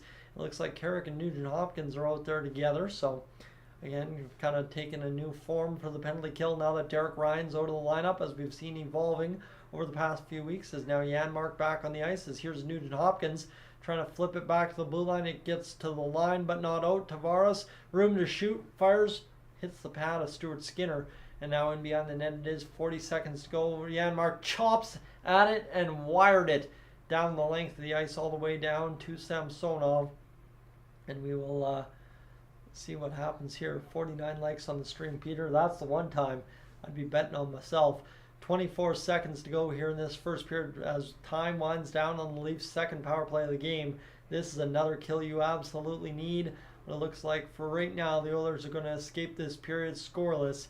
With 10 seconds to go, this one down to Stuart Skinner, reversed over to Desharnais, missed pass, but it's going to come back to the point unless the Leafs wire a shot just wide, and that will do it for this period of play. As the Oilers see it land on their tape, they clear it out of the zone, and with no time on the clock, the Oilers find themselves down 2-0 on a Saturday night in Toronto after one period of play. Friends, thanks for being aboard here so far in the live stream. I will be right back. I'm going to quickly go turn around upstairs for a bathroom break and a refill of the water. We'll get things rolling here in a matter of moments for the intermission report. That was a quick period. I think we didn't start till 5:20 and we're done at 5:52. So be right back. Thanks for being aboard. I'll run the ad and I'll be right back.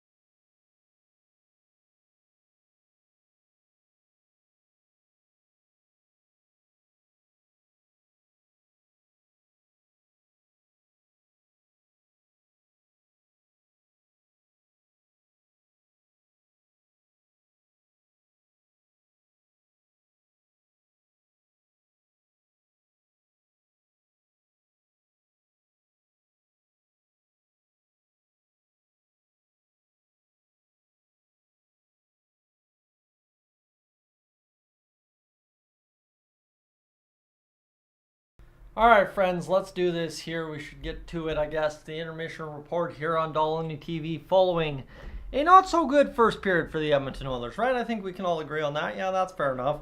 The Oilers had a pretty rough one there in the first, and hopefully they can get this job done here this evening in the next two periods of play. So we'll see where we go, as it has been a story for the Oilers all year where they don't play well in the first period and then the rest of the hockey game they're just fine. So I assume we're going to be okay, but don't want to assume too much, because we all know anybody who had a mom growing up can tell you Mama teaches you not to assume anything, so because you know what assuming does. So, friends, Simon, marks out of 10 through the first period of play. I think that would be a big fat 0 so far for the Oilers. Really nothing much of anything. I mean, Stuart Skinner made one nice save. Other than that, there wasn't really much special. Not much special there for the Edmonton Oilers in that first period. So an unfortunate start to the hockey game. But you know that the Oilers usually turn and burn it around here later on in this hockey game usually. So we'll see if they can indeed do that again here tonight. And friends, as we continue along, we're up over 65 hours this evening. So we are just about to that big point here by the end of the night. Oh no.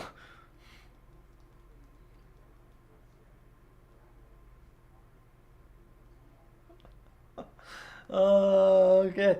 Don't see that often, but that is exactly an epitome of where the Oilers are at so far in this hockey game. It has been pretty rough to watch so far, and we're hoping the Oilers choose to come out the rest of this hockey game and really give us a much more decisive hockey game, because this has been very tough to watch thus far. And even when Patrick's tweeting out there on the Oilers Fanatic Twitter saying the first period mood is the old roll in the eyeballs emoji, that is tough. But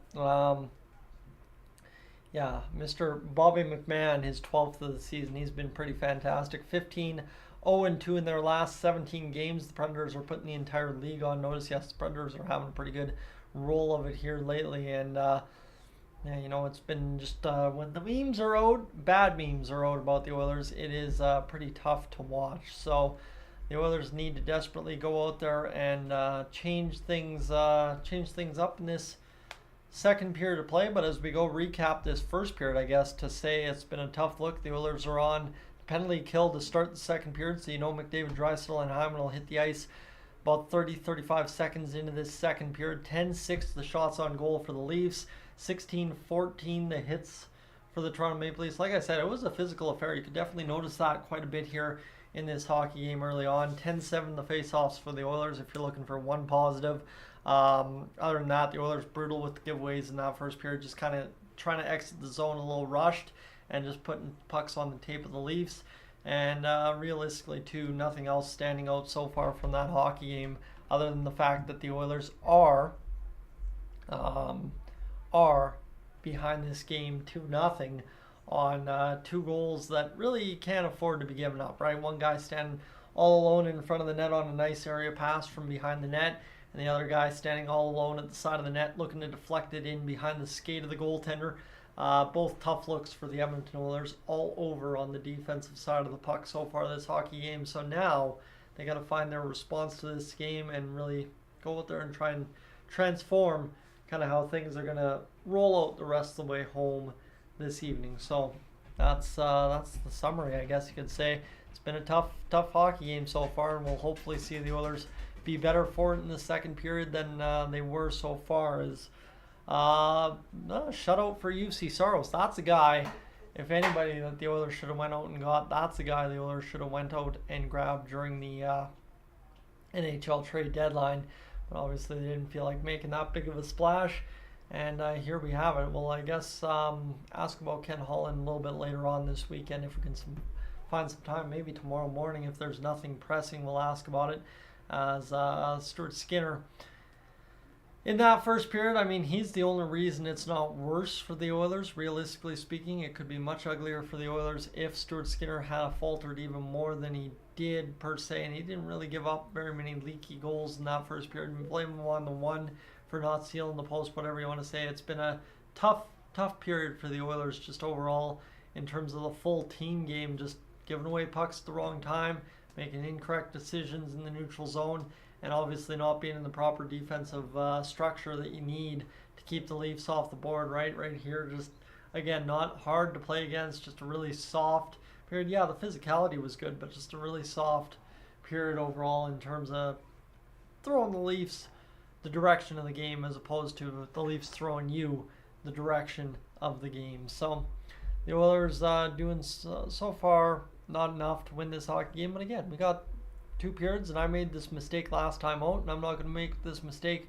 twice in a row, I guess we could say, because we don't want to see that happen 2 times in in the span of a week. As it is 2-0 for the Toronto Maple Leafs. Tough go, but 30 seconds to go on the power play now for the Leafs to start this second period.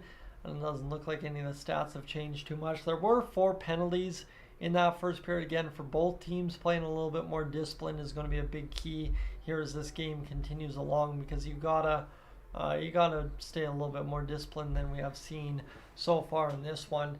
And for the Oilers, it would be interesting to see if they can indeed find a way to just stay 5-on-5 and find some success as we continue into this one here, friends.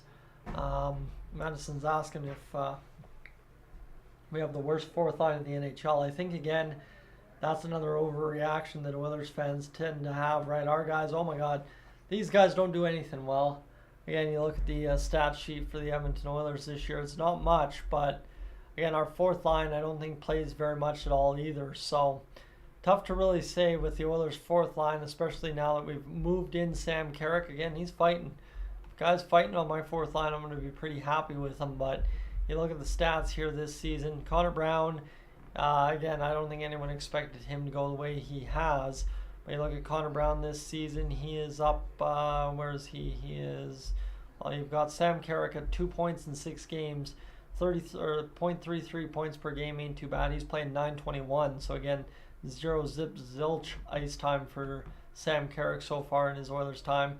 Connor Brown's got 8 points in 57 games. Again, the plan for him was not a fourth line role in 13 minutes. Again, you could ask, is maybe Derek Ryan a better fit? But other than that, you look here as well. Matthias Janmark's got 11 points. He's playing 11:56, but per night, probably about 2 minutes on the penalty kill, especially in games like this. So tough go overall. I guess depends what you look at the roles for our fourth line. So yeah, tough situation, but it is what it is. And Madison, I think you would know as well as any NHL fan, if you're judging NHL players on the span of 3 or 4 games, that's an overreaction, right? If you're going to sit here and say, well, in 3 games they got outclassed, well, what about the other 60 games they played this season? How'd they do, right? So that's where I wouldn't worry too much about the Oilers' fourth line. Again, I'm not counting on them for anything, friends. If I've learned anything out of the Oilers' fourth line in this 6 years of doing this thing, is if you're counting on the Oilers' fourth line to do anything, I don't care if the GM's Peter Chiarelli, Keith Gretzky, or Ken Holland. If you're counting on the fourth line to do anything, you're asking too much. And I'm not saying they're the worst in the NHL, but again, it's also a pretty Oilers tradition than having a fourth line that really doesn't do much of anything at the NHL level. And Jim, I really don't know. Again, I don't know how much of an impact taking Ceci out for Stetcher or taking Stetcher out for Ceci makes overall. I think we can all agree Ceci and Stetcher are kind of those number 6 defensemen.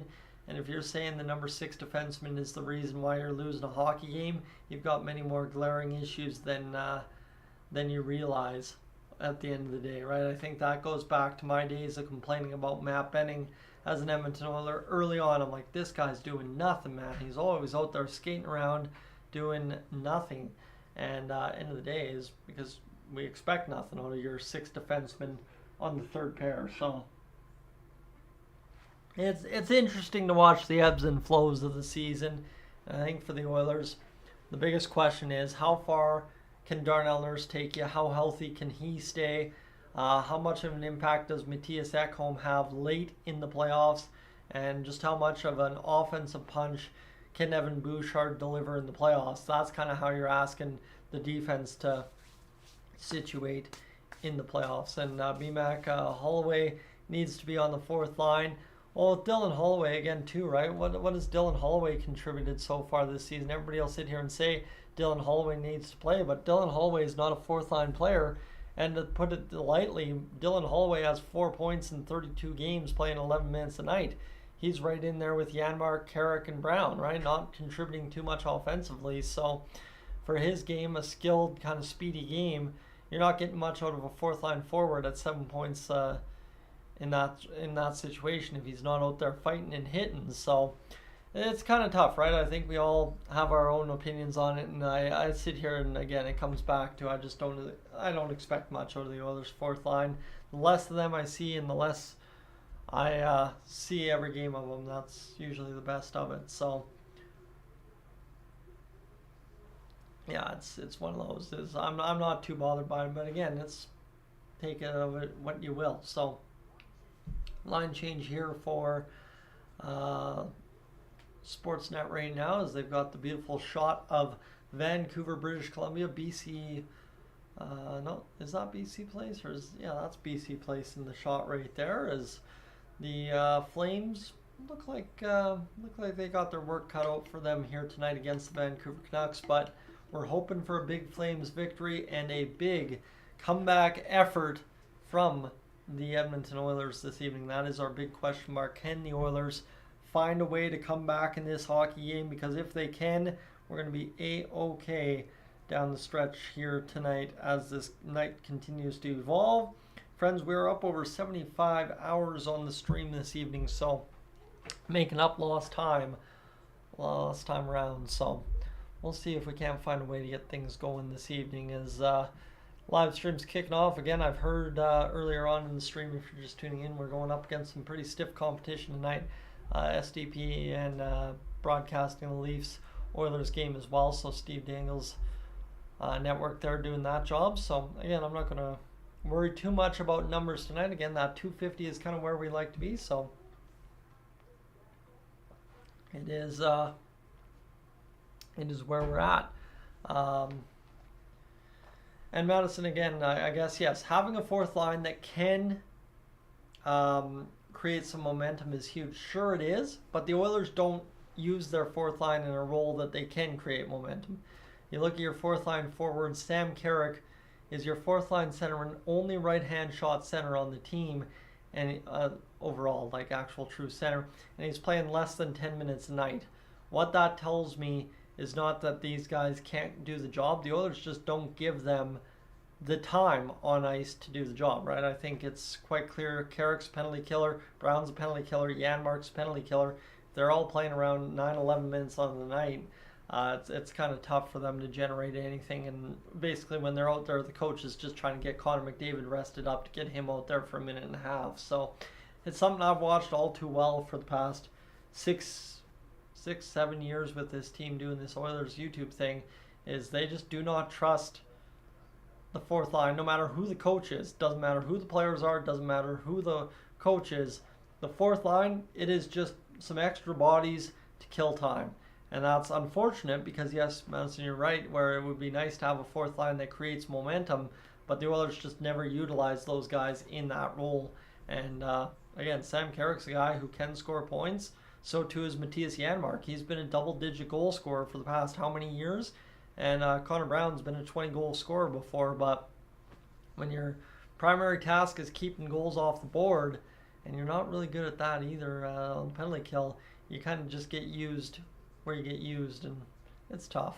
So I don't know. Again, comes back to I just don't expect anything out of the Oilers' fourth line because neither does the coach. So again, maybe that comes back to the accountability thing we were talking about earlier in the chat here tonight, where it's like Chris Knobloch doesn't necessarily have accountability for his guys overall in a large looming set, right? We've had the fiasco with John Tortorella and accountability in the NHL right now. So I don't know.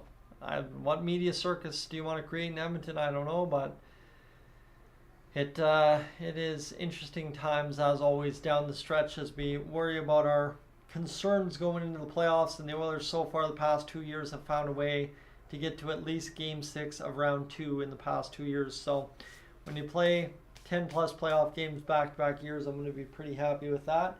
We'll see if the Oilers can find a way to do that again here this spring.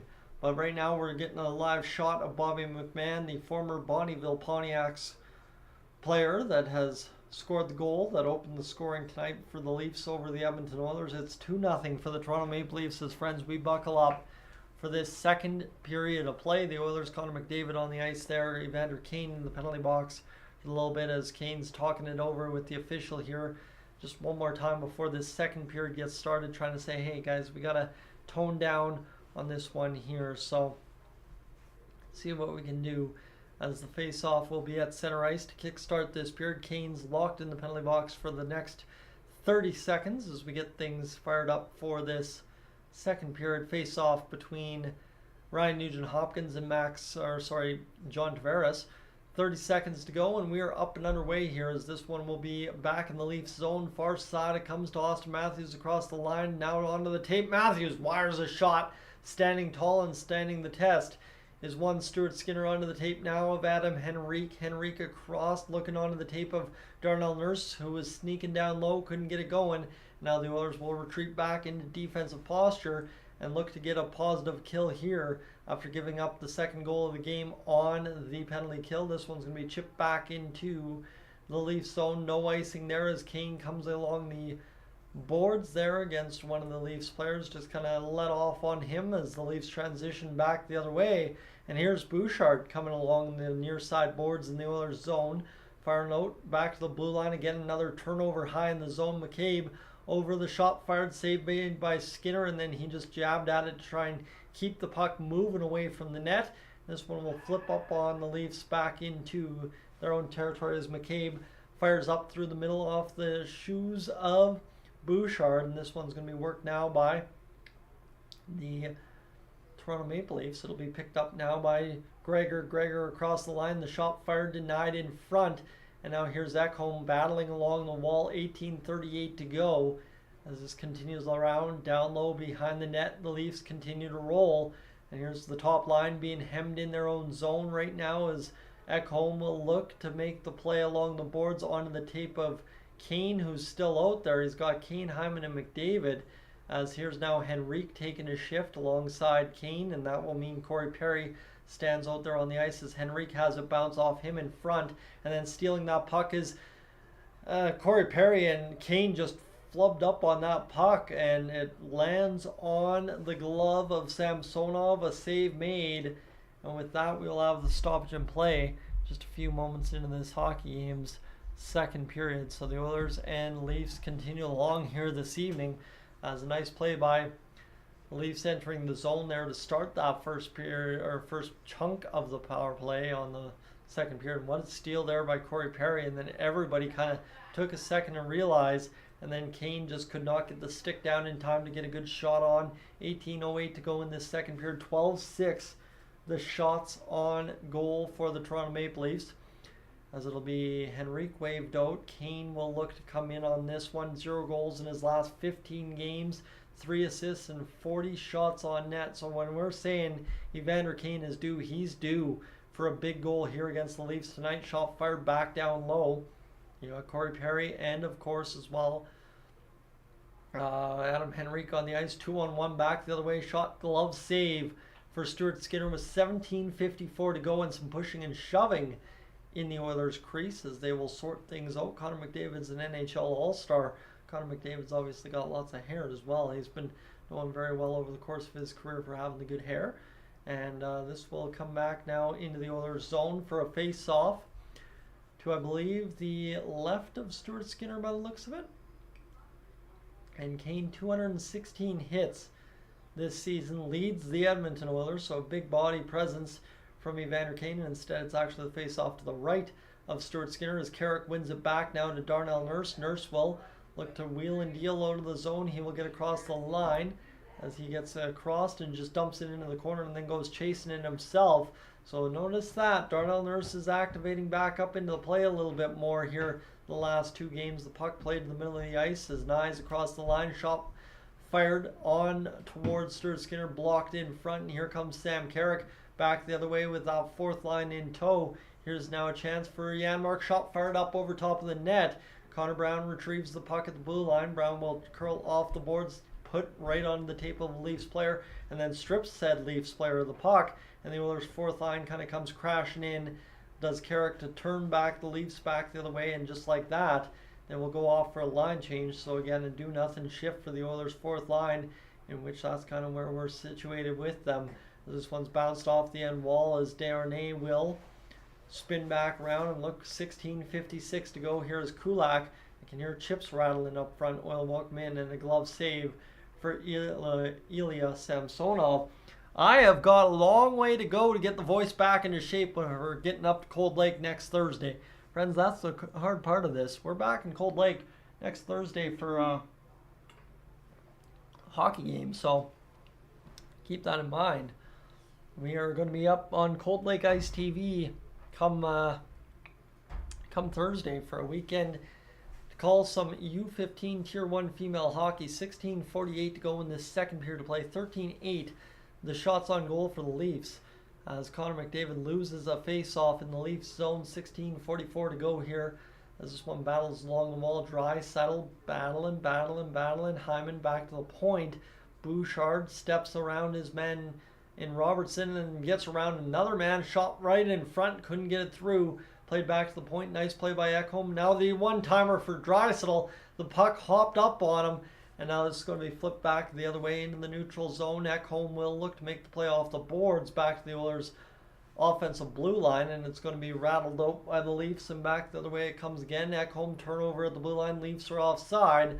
They'll regather, reload, and get across the line again as they re-entered into the Oilers zone with a flip to the far side corner. Another poke there keeps the Oilers on the defensive. Another shot for the Leafs, who have been not afraid to just fire every open look towards the net. Another backhander. Save made by Stuart Skinner, and Dewars mixing it up in front with Matthias Ekholm. And with 15:54 to go, we will have a stoppage in play in the second period. And you got to remember back, it was the game against the Leafs last year in March.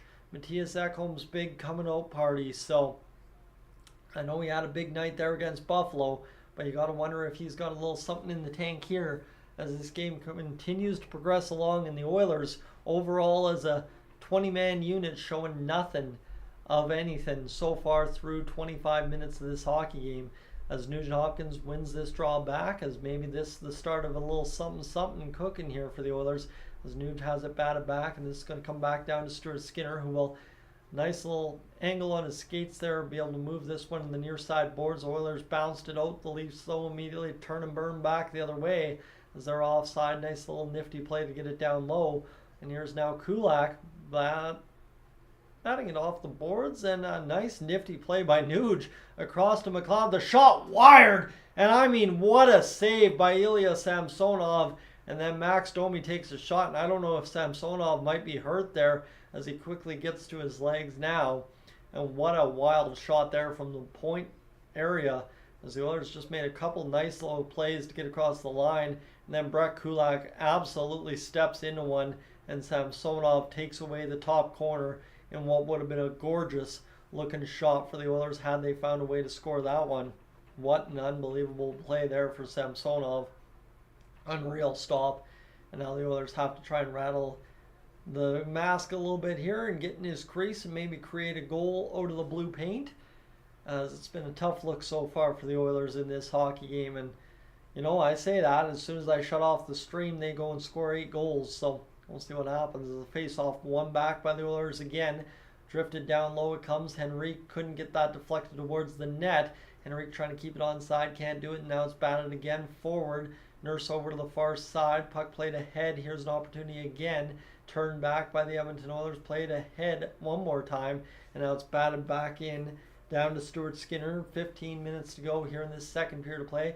Puck played ahead over to the near side boards.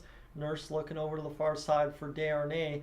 Desharnais will battle along the wall as it's tipped in, and here comes Adam Henrique as he will try and get this job done. 14:45 to go, and now nice activation by Nurse. Tip play by Henrique.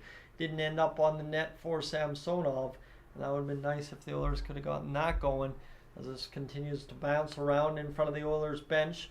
Nearly onside for the Oilers. Henrique engages. It's kept just niftily by Corey Perry. A KG veteran move to try and shield the puck from the official on the line.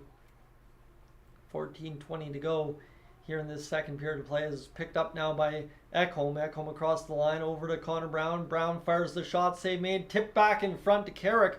Couldn't get that. Brown! What a shot there by Bouchard from the point, as Bush was loading up the bomb and couldn't quite get it on net cleanly. Here's now the fourth line engaging down low and trying to battle this puck free. Brown's got this puck now free again. Back to the blue line for Ekholm over to Bouchard, back to Ekholm. Ekholm fires a shot, drifted down low. Carrick's battled off the puck, and the Leafs will escape back the other way as a blown tire by Ekholm almost cost a 2-on-1, but the Leafs couldn't quite get situated. And here we go. The Oilers are going to quickly transition back the other way. Here's Brown across the Leafs line as the fourth line actually gets to go back into the zone.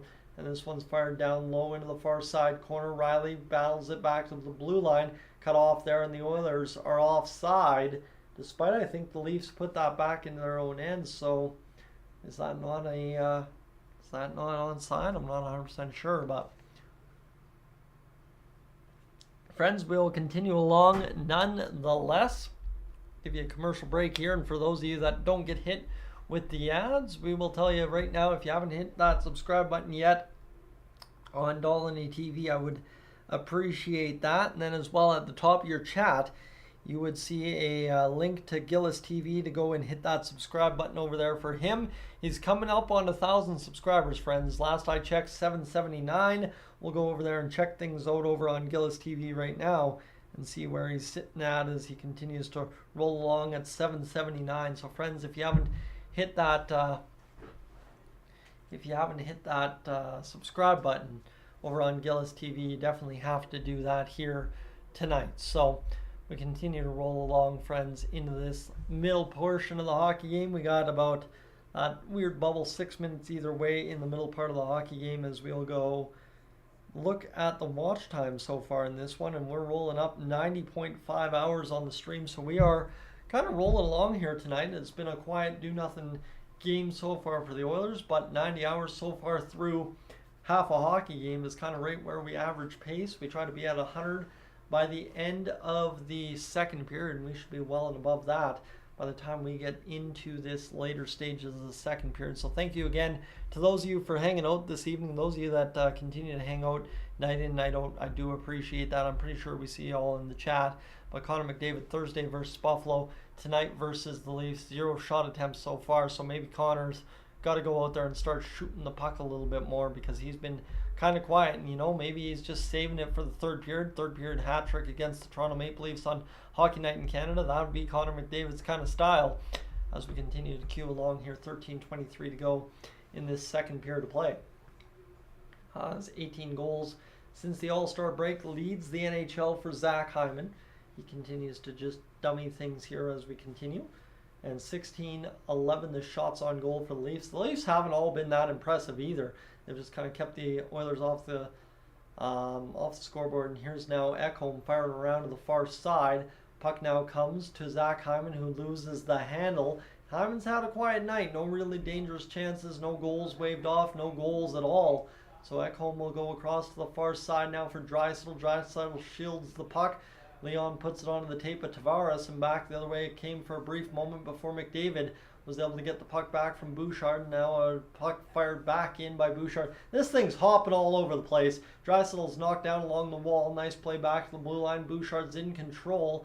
Now over to Connor McDavid. McDavid back to Bouchard.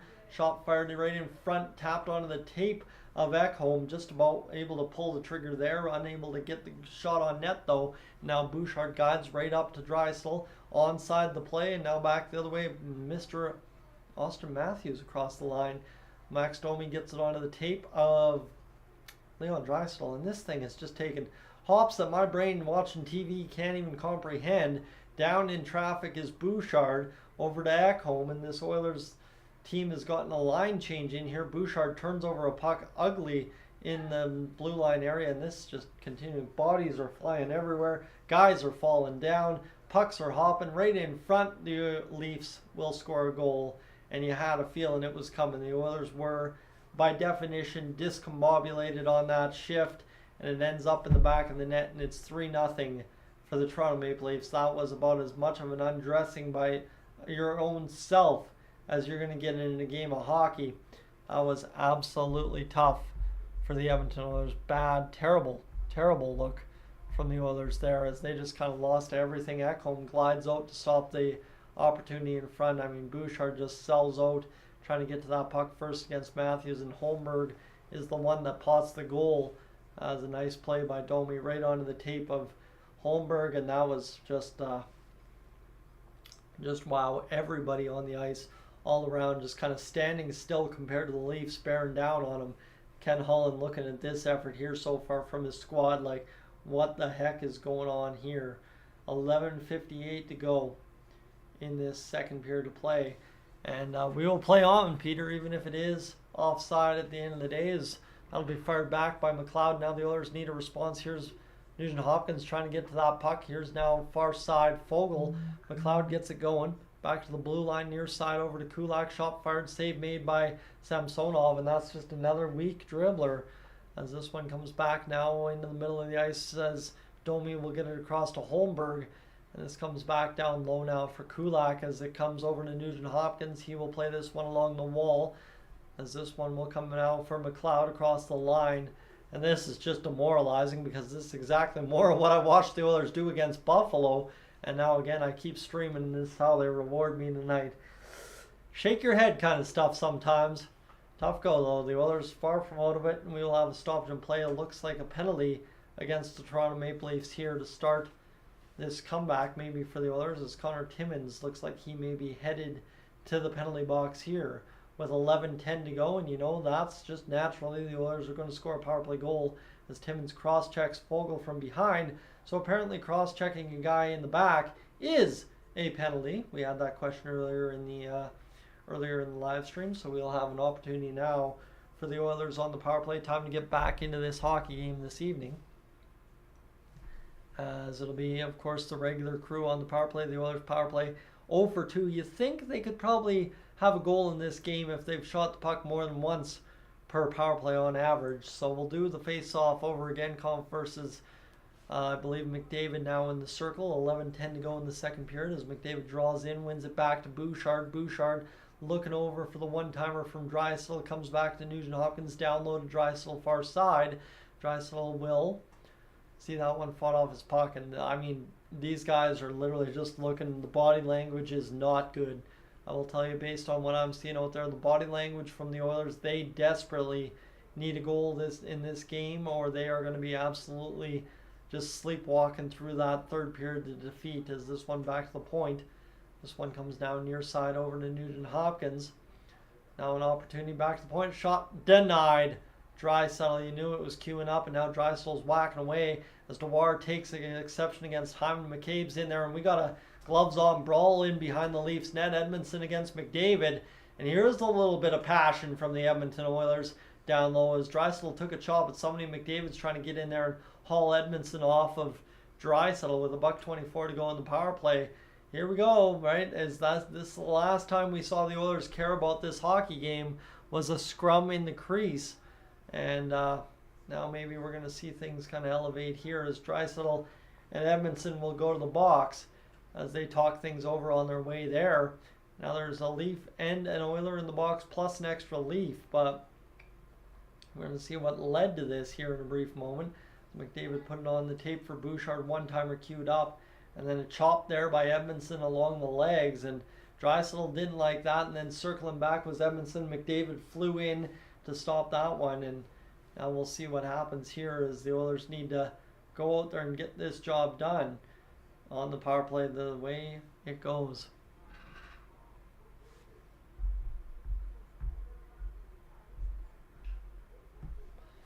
As we will have 10:34 to go in this second period. $1:24 to go in the Oilers power play.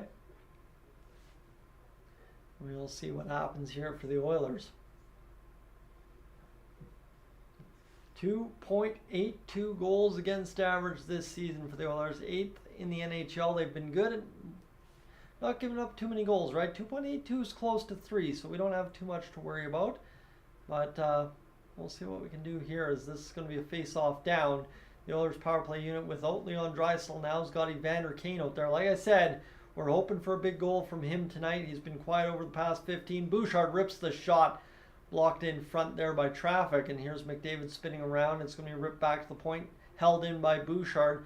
Nuge fires the shot, blocked there again, I think that time by Hyman, as Nuge kind of loaded up that slot shot. And this one comes back the other way now for the Leafs. They're going to ride out along the wall as Nugent Hopkins continues along the boards. Picked up now by Kane. Kane will come back the other way over to Nugent-Hopkins. 9:56 remains in this second period. There's discombobulated at the line. McDavid will circle back with the awareness to get this going back in a positive direction over to Kane. Kane back to the blue line to Bouchard. 35 seconds remains in the power play. Hits the skates of Kane, who wasn't looking for the pass. And it'll come back the other way for Liljegren. 3-on-1 against Bouchard. Pass to the middle. Cut off by Bouchard, an astute defensive play. And here's Nugent-Hopkins bailing us out back the other way. This one comes now to Henrique. And Henrique will go along the wall. Back to the blue line now for Bouchard. Bouchard over to McLeod. McLeod goes back to the point for Bouchard. Far side over to Perry. The one-timer. Save made in front. Jammed out by McLeod. Nobody can find it. Perry loses the handle. Henrique still has the puck. Kicks it onto his own tape, and he is offside. Just like that, and the Leafs will bust back. 3-on-1 against Darnell Nurse. Passing play curled over. No way. It is 4-0 for the Toronto Maple Leafs as it goes up and over top of Stuart Skinner to put it 4-0. Friends, I am sorry. I ain't got much really to sit here and watch this the rest of the night. Not on my Saturday. But, wow. Absolutely embarrassing. The Oilers cared about this hockey game for about 2 minutes and 45 seconds. And then from there they had a scrum in front of the net and gave up from the rest of the way there, as that was hard to watch. That's for sure. So, ends up in the back of the net. And, yeah. Ends up going in. So Chris Knobloch a little upset with his team on that effort. I can imagine so. And it's going to be tipped back down low to Carrick. Carrick's going to battle this off the wall, and the Oilers are going to escape the zone. This comes back the other way now for Connor Brown. Brown looking for an opportunity to shoot this puck. Drifts it off the pads of Samsonov. Here's Fogle near side. Back over to Nurse. Nurse going to tap this over to Fogle. Back it comes now for Sam Carrick as Brown will look to load this one up. Back Charak, and not going to come up with that puck. It's chipped out to the neutral ice, and that will be Darnell Nurse chipping it off a man and into the into the bench of the Toronto Maple Leafs. So tough go here for the Oilers, down 4-0 against the Leafs. Friends, commercial break. I'm going to go quickly take a bathroom break because really we don't have much to fight for the rest of the way home based on the Oilers' effort. We'll tell you, if you haven't already, hit that subscribe button. I'll be right back.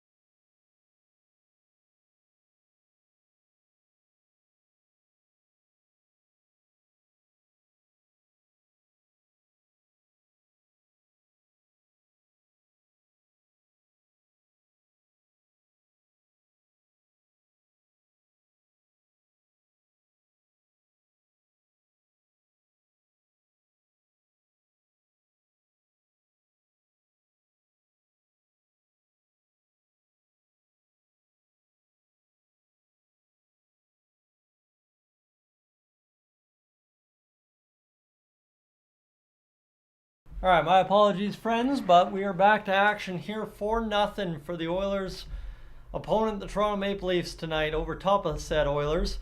It has been absolutely embarrassing.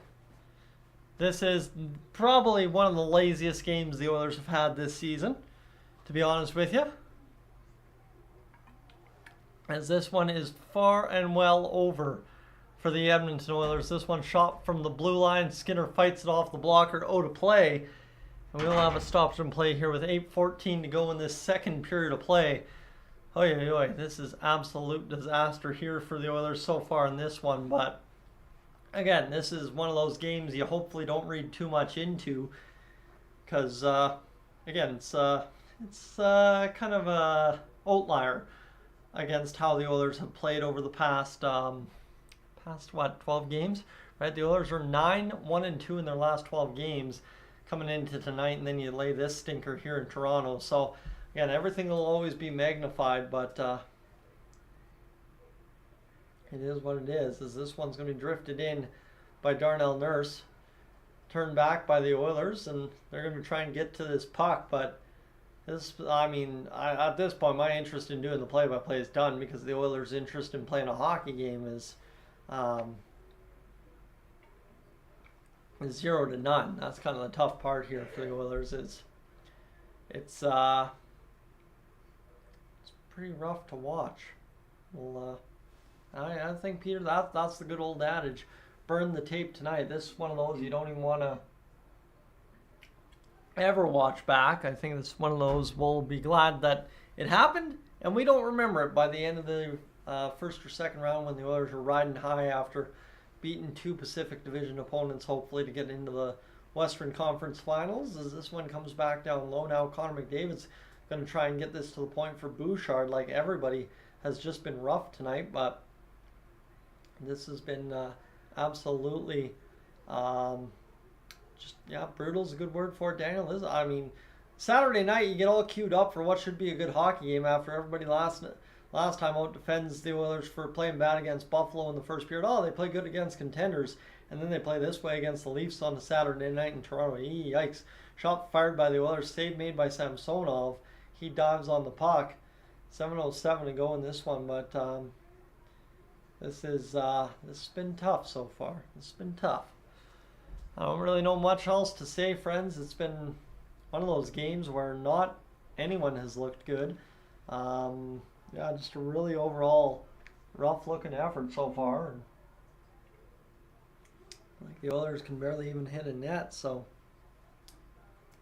we'll see what happens. I'll stick with you for the rest of the second period, and then we'll drift on through. But I'm pretty disappointed that the Oilers, on what was a very tough day on Thursday for myself personally, the Oilers laid that goose egg in the first period against Buffalo, and I decided not to waste my time with it. And then they go on to score 8 goals in the hockey game. And then, tonight they decide to do this here against the Toronto Maple Leafs. Tough. All right. This one continues to roll around for the Oilers. They're going to try and get a shot on net. But, no, that's not happening. Another block shot there for the Leafs. The Oilers just, the urgency level ain't there. This is just, I'm just sitting here trying to storm something up in my brain about what the title of the post game is going to be when we kind of yell at the Oilers a little bit. Because this one is, I think the best headline I can come up with is the Edmonton Oilers stink up Toronto. Now, see, that's not clickbaity enough. You know what I mean? I need something really, really clickbaity that has people thinking I've gone off the deep end again here. This is just a whole bunch of not a hockey for the Edmonton Oilers. This is honestly tough to watch, as they're even fighting for pucks against each other, as Connor Brown breaks his stick tapping it against Warren Fogle, and of course the blender's out here, so it is what it is. This continues along here, and clearly Nashville beating Detroit is not a good result either. That sucks to see, as that is tough. As we are going to see the Oilers just kind of wind down the clock here, friends, and do not much of anything the rest of the way home in this second period, I'm sure. Henrique gets it down low now, an opportunity in front as Janmark has an opportunity to jam at it. He's pushed off the puck. The Oilers had 30 seconds of zone time there, but couldn't really achieve much of anything with it. Comes back down to Stuart Skinner, and I'm really disappointed. I'm not upset. I'm just really, really bitterly disappointed with this effort tonight, as Perry spins on net, backhanded, denied. But this one is kind of tough to watch overall. 4:50 to go here in this second period, and the Oilers will continue to roll around the defensive zone. Ekholm goes to the far side, played to Kane. Kane's going to try and poke it ahead. Gets over top of the defender, shot fired, denied there by Samsonov. Holden hugging the post, but it's been tough so far as Bouchard's going to fire a shot.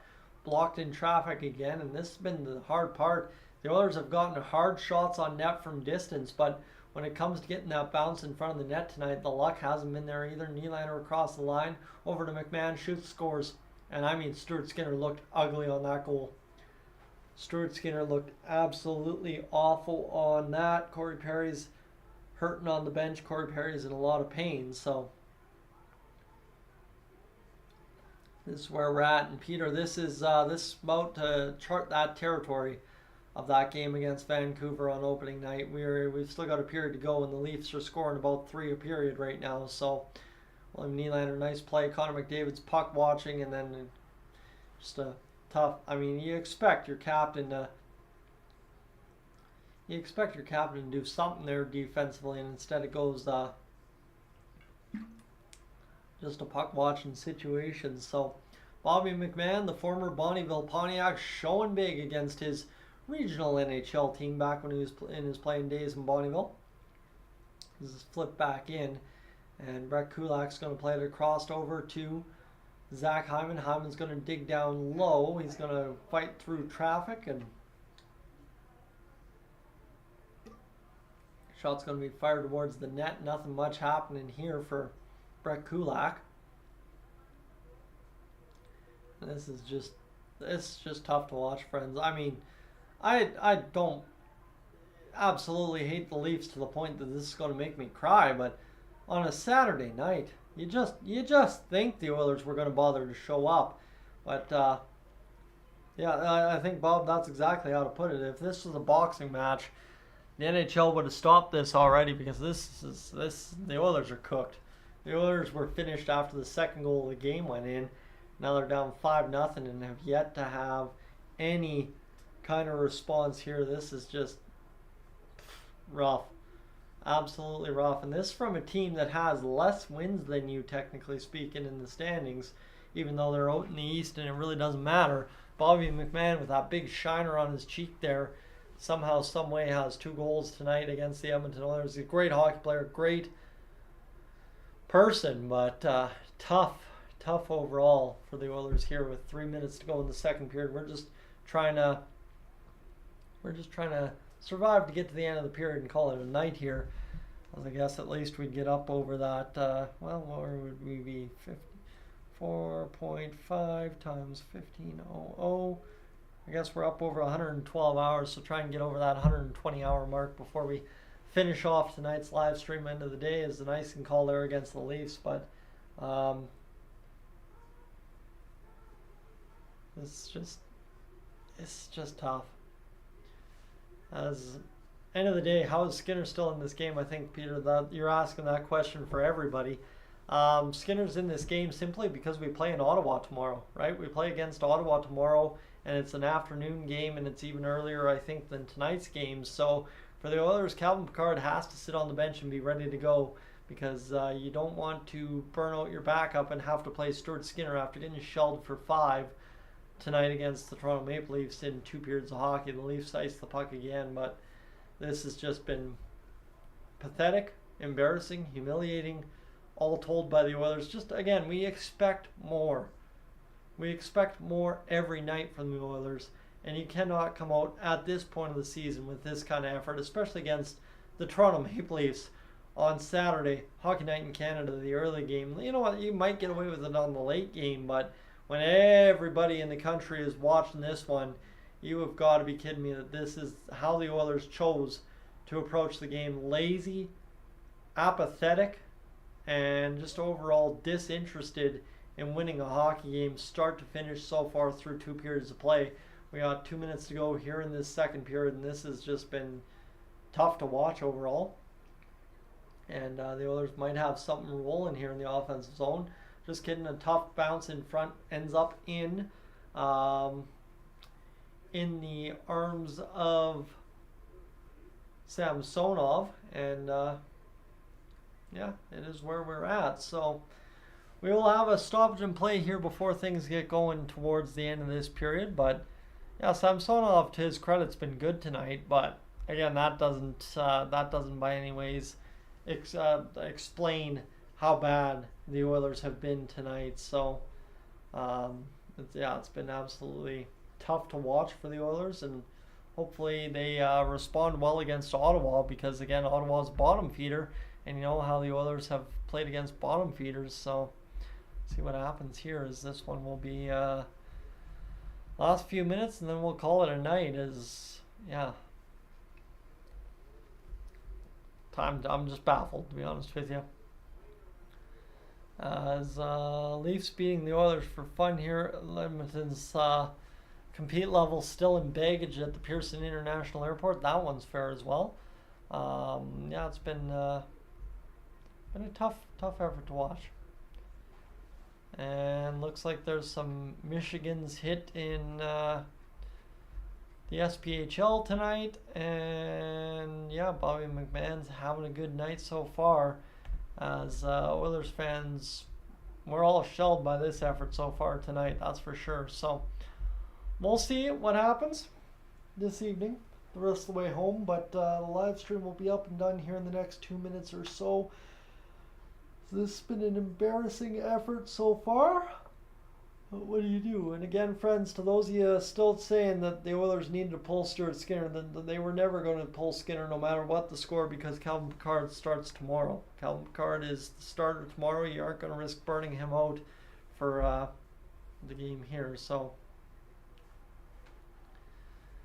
it is, especially when it was 2-0, and you looked at it. You looked at it here for the Oilers yesterday or today. Honestly, it's just they didn't come to compete. After the first 3 minutes of this hockey game, they were not here to win this hockey game.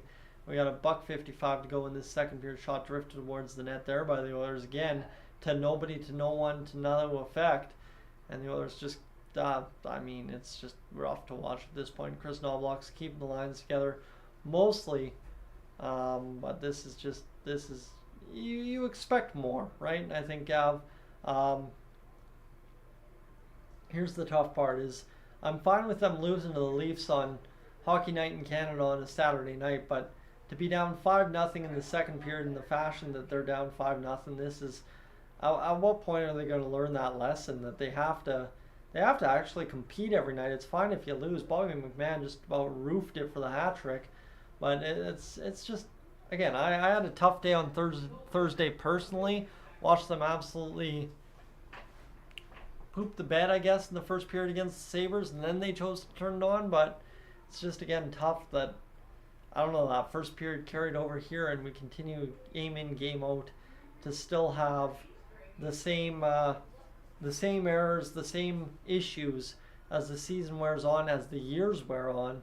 And this has just been a tough game to watch, because there's zero compete effort here on a Saturday night in Toronto. And I think everybody would say the biggest game of the year every night or every season is when you get to play Saturday night in Toronto at 5 p.m. Mountain. So the Oilers got to come up with an effort here in the third period, but I'm just straight up disinterested in watching it, because they just wasted 40 minutes of my time disinterested in a hockey game that they are trying to win. So we'll see where they go with it. Obviously, we got 38 seconds to go in this second period, but I'm hoping they decide to change things here the rest of the way home.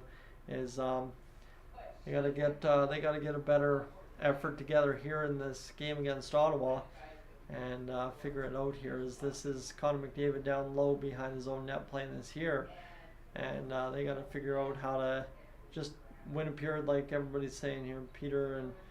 And biggest thing is, I wouldn't worry about first round exit. I agree with Gav on that point. Is it's not an overreaction game, but it's just, at what point do we learn this just is not acceptable? You can lose one in the playoffs, and you can lose one in the playoffs this style and not lose. And here we go. We got fight breaking out in the Oilers offensive zone here. McDavid and Nurse is entangled with somebody, and there's as well Zack Hyman. So, wow, unreal right there as the Oilers kind of take exception. I think Nurse was tackling Edmonton for his chop on Draisaitl earlier in this period. And we're going to separate everybody at the end of the period. It could be something to watch here the rest of the way home as Nurse comes in. And yeah, Nurse shoves Edmonton. He wanted a piece of him. And they kind of got tangled up with both linesmen right away. But friends, thank you so much. I got nothing further to say here tonight unless the Oilers have something better to offer us in the third period. I'll probably kind of break down exactly what I've just spent the past 5-10 minutes breaking down with you. Thanks for hanging out tonight. I don't want to sit here and be a Debbie Downer the rest of the night, so we'll head out. I'm going to kind of tidy up some housekeeping notes on the back end of stuff here the rest of the way home in the third period, and we'll talk to you post-game. I'm Tyson, this is Dolynny TV. Thank you so much for hanging out with me. Sorry, again, that the Oilers' effort is what it is here tonight, and I get in the mood again, but maybe I should go eat a little bit more dinner and be a little happier by the end of it. We'll talk to you a little later on, friends. I'm up on